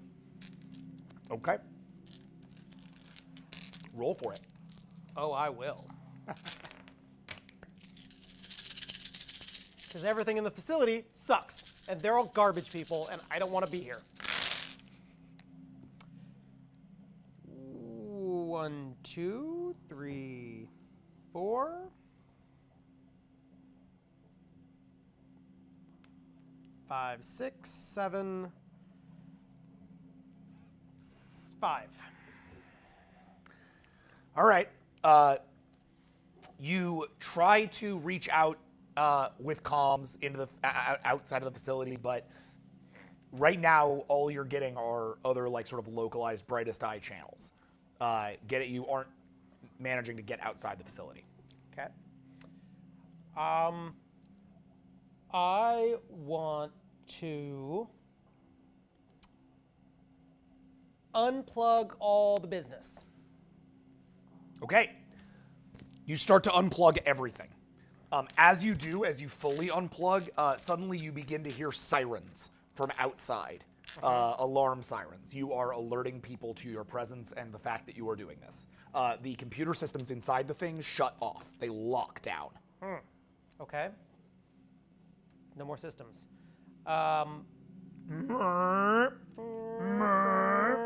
Okay, I'm going to take the cabling with its Kirby crackles, and I'm going to hide next to the door.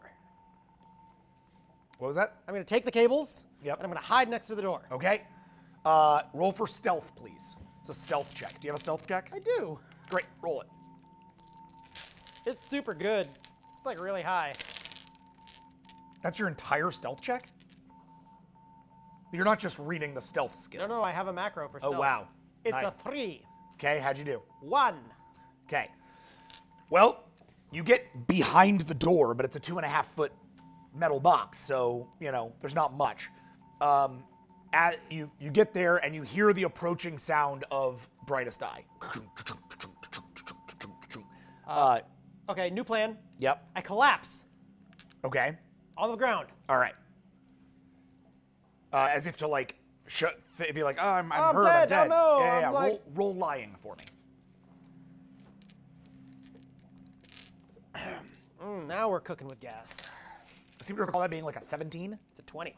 20. Good liar, you guys. Not very stealthy, but a very good liar. Good liar. Much like in real life. Wow. I'm not going to get out of this box. 1, 2, 3, 4, 5, 6. 6, actually. 6. Almost a full. Yeah. Box opens up, and or the door opens up, and two brightest eye are there. Both sort of scientists, little thinner, younger. The heretic has collapsed. The heretic has collapsed. The heretic has collapsed. They run over to you and sort of poke you with their pincers. Are you alive? Is it alive? I'm going to try and physiologically augment myself to not be alive, to give no signs of life. Okay, roll 13.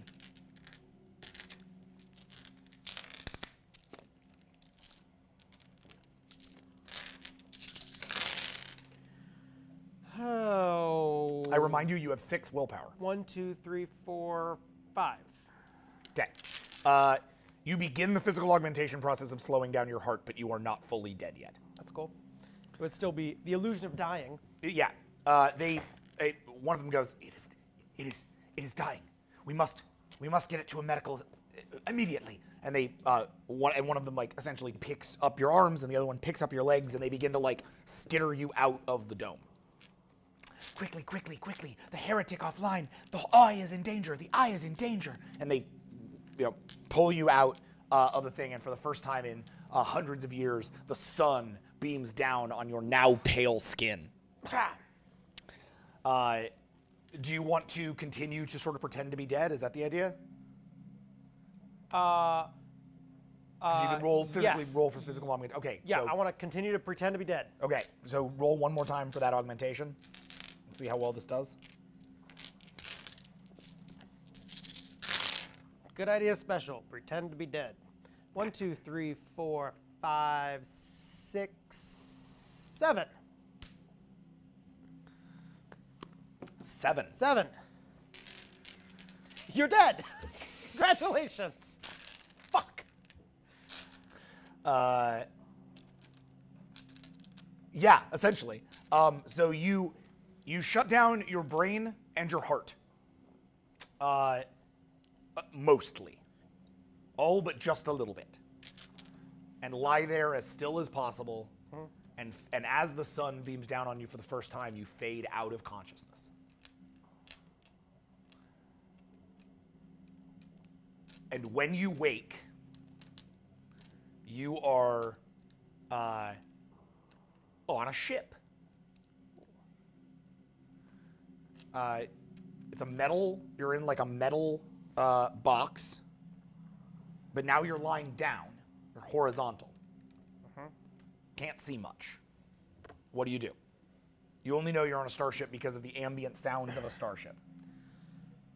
I'm going to listen and see if I can tell by those ambient sounds if it sounds like what kind of starship it sounds like. Yep, perception check.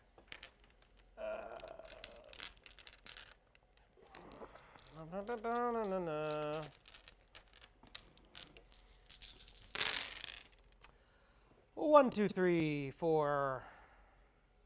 4. This isn't a brightest eye vessel, but you're not sure what it is. I'll take it. I will knock on the box. You bang on the box. Bam, bam, bam. Bam, bam, bam. Bam, bam, bam. And you hear a sound from it, from outside. It's awake. Oh, my God. Oh, man, it's awake. I thought it was dead. I know, man. So did I. But this was the bet. If this thing's alive, there's no telling how much more money we could get for it. It's awake and hungry. Oh, my God, it speaks. It's awake and hungry and cranky and in a box. Get quick. Get the captain. Get the captain. Get him out of the box. And there's a rustling of feet, and you from down the hall you hear, "Coming! I'm coming!" And he run, and then suddenly you hear clicks on the box, click, and it opens up, and you, as your eyes adjust, you find yourself staring at a siren. An old man. Many arms, many eyes, leans down towards you, blinking all of them in synchronicity. He's got a little goatee. Oh, cute. He's got kind of a piratey bend. Yeah. Hey there, sleepyhead. What's your name? Well, suppose you can call me valuable cargo, because apparently that's what I am to you. You're not wrong. My name's Baskagon. I'm the captain of this ship. You're on the Kataman. You stay here, you stay quiet, you make things easy. You understand? Absolutely. All right, we are getting out of Brightest Eye space as we speak. We're about to hit the slate, and let me tell you, it's not an easy way to go. No, it is not. I'm going to work on getting us out of here, and once we get out of here, we'll talk about exactly how much of the cut of your sail you'll get, huh? Oh, this sounds excellent. A great plan. Few questions. How did you acquire me? And why are you going to sell me? And how much are you going to get? Well, try to take your questions in order. Please do. First things first, we got you because you were dead, or at least they thought you were dead. We happen to have agents inside of Brightest Eye mortuaries for some time. The effort is generally to get technologies, find bits and pieces of the concordance that we can repurpose and sell. But, you know, every once in a while you come upon something a little bit more special. We've heard a lot of tell of something called the Heretic. That would appear to be you. I don't much care what your heresy is, but let me tell you, whatever it was seems very valuable to them bug monsters. So I am going to be mostly interested in moving you to somebody who wants you even more. How does that sound? Well, I mean, would sound good if it weren't completely ludicrous. I'm sorry you've been duped, my friend. There is no one that wants me more than the Brightest Eye. I'll tell you that right now. Oh, you think? Oh, I know. So then you're telling me I should turn around and sell you back to the people who I just stole you from? Do you think the Brightest Eye deal with thieves? No, I do not. Thus, my question being a bit sarcastic. Simple case. Wherever you're taking me, at first, I suggest you double the asking price. And second, I suggest we go very fast. I don't know where you plan on taking me, but as soon as they find out I'm gone, well, the eye shines bright, and the eye shines real hot. Cocoon! The whole room kind of shakes. Baskagon turns around. Yeah, I noticed. You stay here, we're going to get you the hell out of here. And he runs out of the room. The other two Siren kind of look at you sideways as this happens. You stay here, huh? Oh, of course. I'm not stupid. That's dangerous out there. I'm staying right here. You got it. Good, and the whole place kind of shakes again. I'm not sure there's anything to... I'm not sure there's anywhere that's safe from the Brightest Eye, but once we get into the slate, they won't follow us. Buggers are real superstitious about that thing. The Brightest Eye, the slate, wait, hold on a second. The slate is light years away. I mean, it's at the edges of the galaxy. There's no way we could have gotten there. What the hell are you talking about? The slate surrounds the whole Brightest Eye. They only got a few systems. That's impossible. I mean, go, get us out of here. They're working on it, man. And then the whole place again shakes, and you hear over the intercom, "This is the captain speaking. All prepare for slate entry." And each of the guys like sit down and strap themselves into their chairs. Slate entry? Do I get a special chair? And they look around and they kind of shrug. But as and then basically the ship hits the slate. And the whole place seems to sort of start to shake, and you hear echoes in your mind.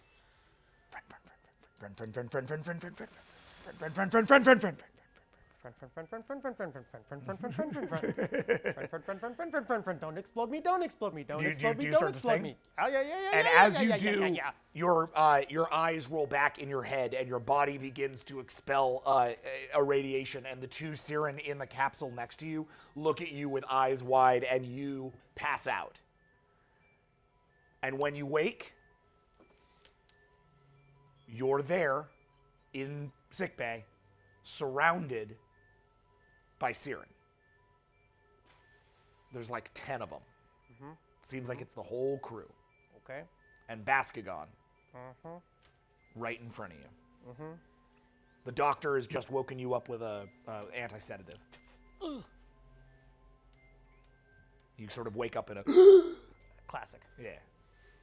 Hey there.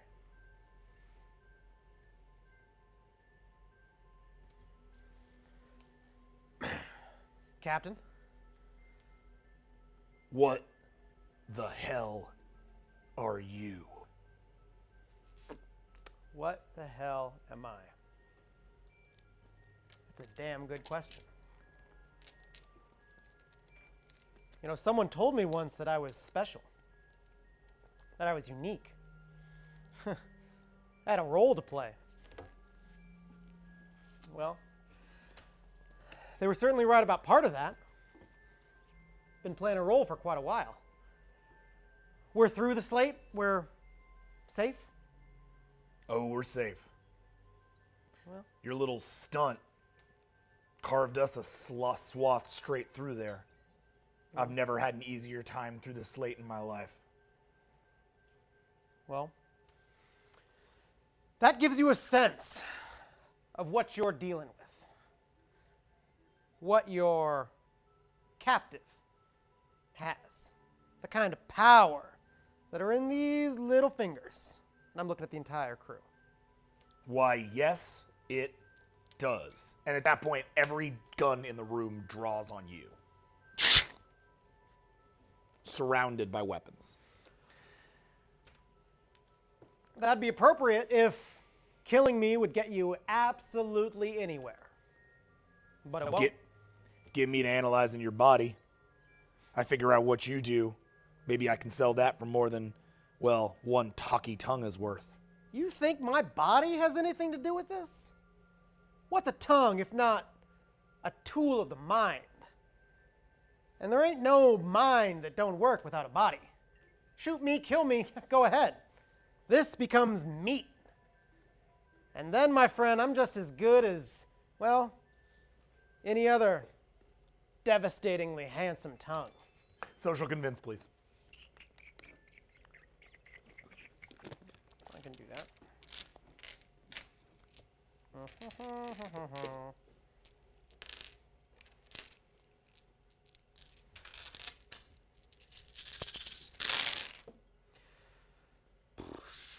One, 2, 3, 4, 5, 6, 7, 8. 2 crit yeses, 1 crit no for 9. Okay, he'll roll against.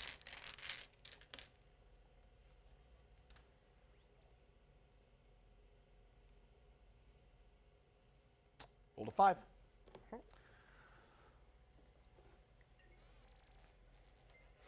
Then what's your suggestion?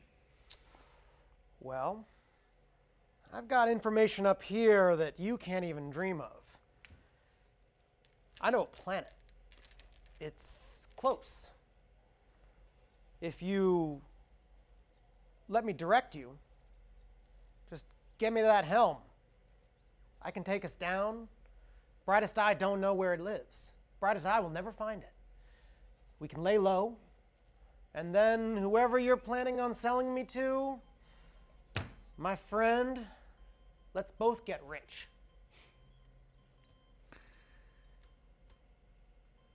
Look. Actually, no. Roll 25 for Wormtongue. Yeah. Then we'll play this out. I'll give you an option to convince him to go where you want.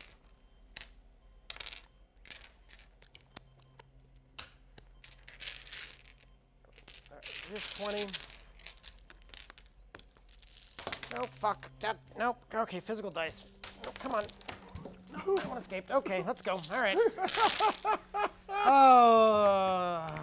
1, 2, 3, 4, 5, 6. Then I'm going to go ahead and roll 5. I'm going to go ahead and drop 5 willpower into that. Oh, normally you have to do that like, oh, you're not done with the roll? Yeah. Oh, okay. Wow, second device down. I'm down to simply my iPad. This is why I should charge all your devices, people. 2, 3, 4, 5, 11.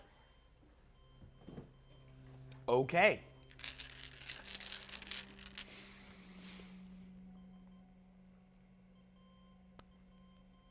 All right, we'll go to your planet. We'll transmit that as the rendezvous coordinates to the buyer we already have lined up. Turns out, Pac-Ha Peacekeep's got a lot of interest in someone like you. I'm an interesting person. You are maybe the most interesting person in the galaxy. I'll level with you. We weren't just on Pupil for shits and giggles. Never heard that phrase before. That's weird. It's an old Siren phrase. Oh, of course, yeah. Shits are these little tiny animals on Siren Prime that they giggle constantly. I love a good shits. Just a whole flock of them.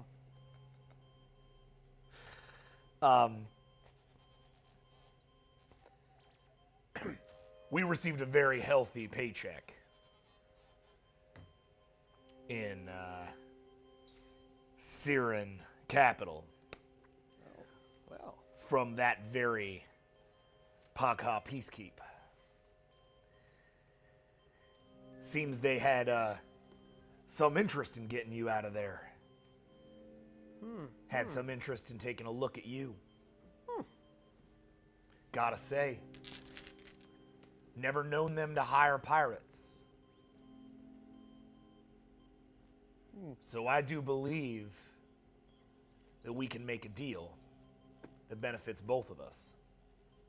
Pac-Ha pockets are deep. Pac-Ha pockets are deep. Do you think you've reached all the way to the bottom of those pockets? What do you have in mind? Well, if you let me at your engineering, I bet we could fake something like an engine malfunction, a breach. Make it seem like this ship didn't just scoot through the slate, but really had to struggle. Went above and beyond to save your life. Maybe even some of your men, maybe they didn't make it. Maybe if a few of your men didn't make it, your ship was almost destroyed, maybe we can double down on that capital. Get yourself more. Maybe get me a little something extra too. Roll 25.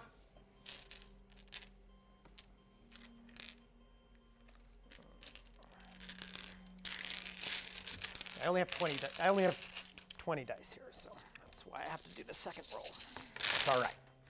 Oh, 1, 2, 3, 4, 5, 6, 7, 8.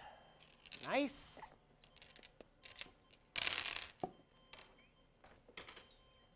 Nine, 10. Okay. Nice. That's an outstanding.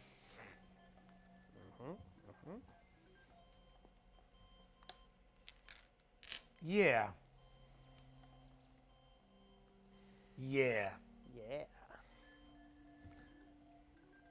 Sorry, Schmitty. And he blows away one of his guys. He blows away another one of his guys. And he blows away a third of his guys. All the rest of his guys look at him like, holy shit. V.A.S.T gun looks. More for us. Things got a point. Take him to engineering. Let's get this place rigged up. We are going to get rich. So rich. Wubba lubba dub dub. Wubba-dub! All right, so you head to their engineering. A couple of their guys let you at their main engineering core. Yep. They are dummies for letting themselves do it, but they are doing it. They're totally doing it. Yeah. What do you do? Well, as we approach the planet, I am going to go ahead and begin to simulate an engine malfunction. Yep. You are approaching a forest planet. As you approach, you go in and start to simulate an engine malfunction. Go ahead and roll for engineering diagnostic, please.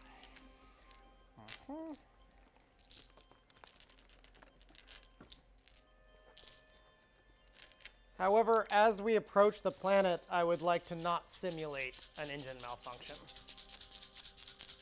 but rather cause a massive engine malfunction. 1, 2, 3, 4, 5, 6, 7. And Aki's special die is a crit success. For 9. All right. Come out of crossing speed at the planet, where you then set up the engine failure. As you do, echoes in your mind remind you deep down there somewhere of a phrase you've heard before. It's echoed by one of the guys behind you who looks over and goes, "Man, all this money for one little guy? This might be a good idea." Which is the last thing he says before, boop, the engines on the ship explode outward and the ship begins to rocket down towards the planet. Airlocks bust open at your command and guys start flying out of the ship. The various members of this Siren pirate vessel, Kataman, find themselves falling out of the sky on an alien planet, splatting down into the jungle, Falling which to their proceeds to doom. eat their remains with its delightful tentacles. Whoa, that's weird. And the ship finally, the ship is starting to level out, or the ship is starting to crash down towards the planet. The only way it's going to level out, however, is if you get to the bridge and actually level it out. Unexpected! Okay, are there any guns left? The two guys who were near you, who are now like on the ground, they have their guns. Okay. I will grab a gun. Okay, so you grab one of their guns. I will shoot them both in the head. Okay, roll two ranged combat checks. So that's your dex, your ranged, and your and let's put like a 3 as the targeting stat on that. So dex, range, and 3. Dex, ranged,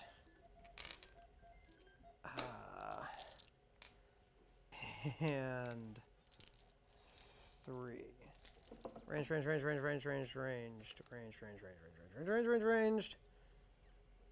It's in your skills. Under physical. Ranged combat. Under physical skills. I love that you're like, dummy, you are not even looking in You've been playing this game for 5 years? I like never shoot guns. It's true. Ranged combat and cap. It's actually really true. You never shoot guns. I'm really good at it though, theoretically. 1, 2, 3, 4, 5. Okay, I need to steal a couple of dice from you. Sure. Do me. Hey guys, I'm rolling physical dice. This has never happened. It's exciting. They're gonna go everywhere. Here, you should keep Aki's dice, though. I feel bad taking that. Yes. Okay, 1, 2. Oh, It's 2 he's lost. this is terrible, guys. Sorry. 5, 6, 7. Okay. Hoo-hoo! You shoot one in the head. He's dead before he knows it. What was your roll? 5? The other one misses and runs to attack you. Do you engage him in combat or do you run? I run. Okay. Roll speed, please.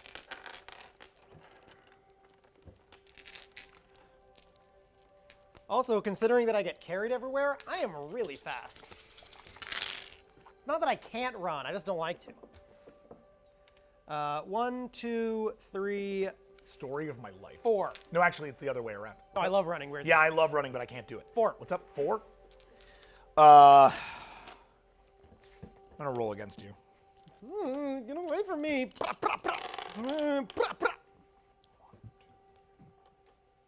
You rolled a 4? Yeah. Yeah. You are running down the hallway, and as you do, the ship like buckles sideways, and you find yourself thrown up against a wall. The force keeps you there against that wall as the ship tails end over end over end, and finally crashes. Oh. Kaboom! On the planet. When you awake, the ship is dark. Scattered sounds from down the hallways. Little ashes and sparks flying out. You look over to see the guy who was chasing you. He's a puddle.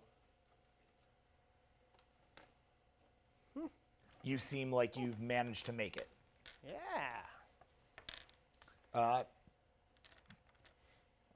The bridge is just down the hall. What do you do? I grab that guy's gun. Okay, so now you have 2 guns? Yeah. Okay. And I go to the bridge. Okay.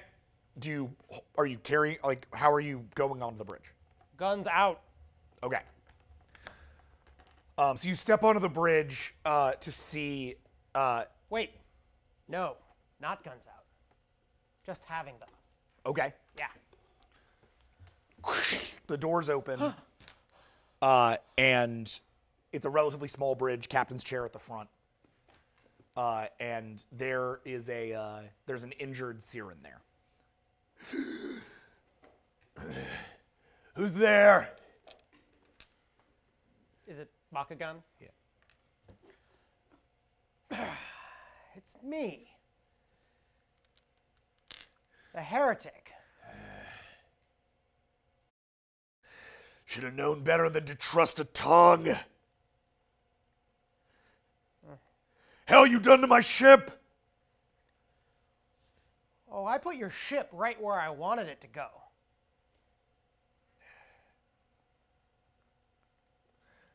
I trusted you. Go ahead and press that gun up against the back of his head. That was your first mistake. I want to go ahead and knock him unconscious. Before you do, he yells, "The Peacekeeper will be here any minute!" And then And I lean in real close. I plan on it. And with that, the world unlocks. Back to static.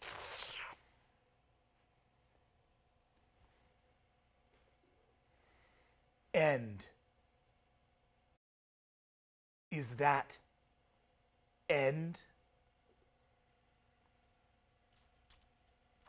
It's not end. That's beginning. That's low to go high. That's everything. End comes down the ways. We can't know when end occurs, but it will. And knowing that, that's what makes now matter all the more. If not end, was that friend?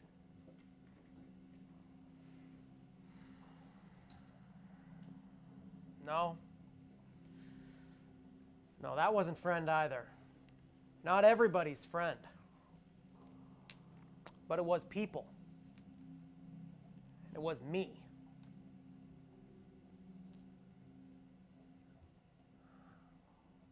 I'm not easy.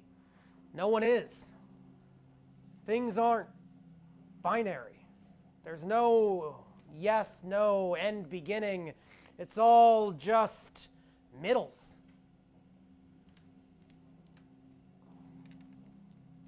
That's what I do.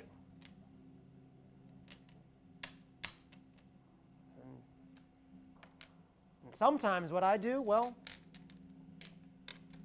it might be a good idea. And you look down at your body, and you see your coat.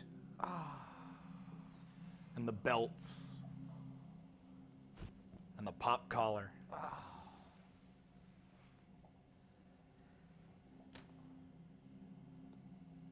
Show me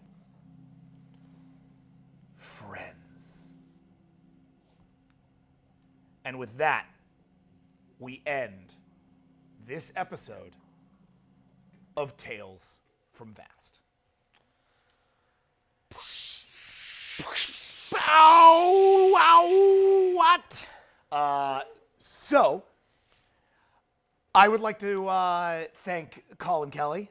I'd like to thank you, Jackson Lanzing. Aw, thanks. I'd like to thank you. Aw. This was really fun. This was a really cool exploration of a character who, up before this point, is a relatively unlikable dude. What? Or, you know, I mean, a guy acting Bring the edges.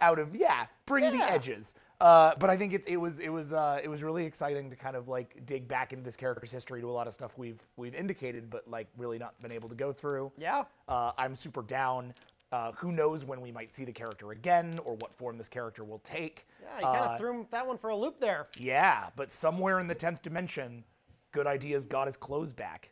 And, you know, that's for something. 10th dimension swag. Oh my god, 10th dimensional swag. Oh, fractal linings. Yeah. Oh. Yeah, man. Yeah, like folds on folds on folds on folds. Oh my god, amazing. Imagine a ruffle shirt in the 10th dimension. Oh, imagine how many pleats my pants can have. So many pleats. Oh. Whoa. So yeah, really exciting stuff. As we said at the beginning of the show, we are going to be continuing on with the second season of V.A.S.T starting in 2 weeks. Next week, we'll have a Q&A with as many of the V.A.S T people as we can possibly get together to do it. So look forward to next week where we'll do a big party and you can ask us a bunch of weird questions and you can try to figure out what all of this meant and why I did this at all. Why do you do this at all? Why I do V.A.S T. Because you hate Mondays. It's true. It's true because this is how I annihilate Mondays with 4 hours of storytelling with my very bestest friends. So thank you so much to Colin Kelly.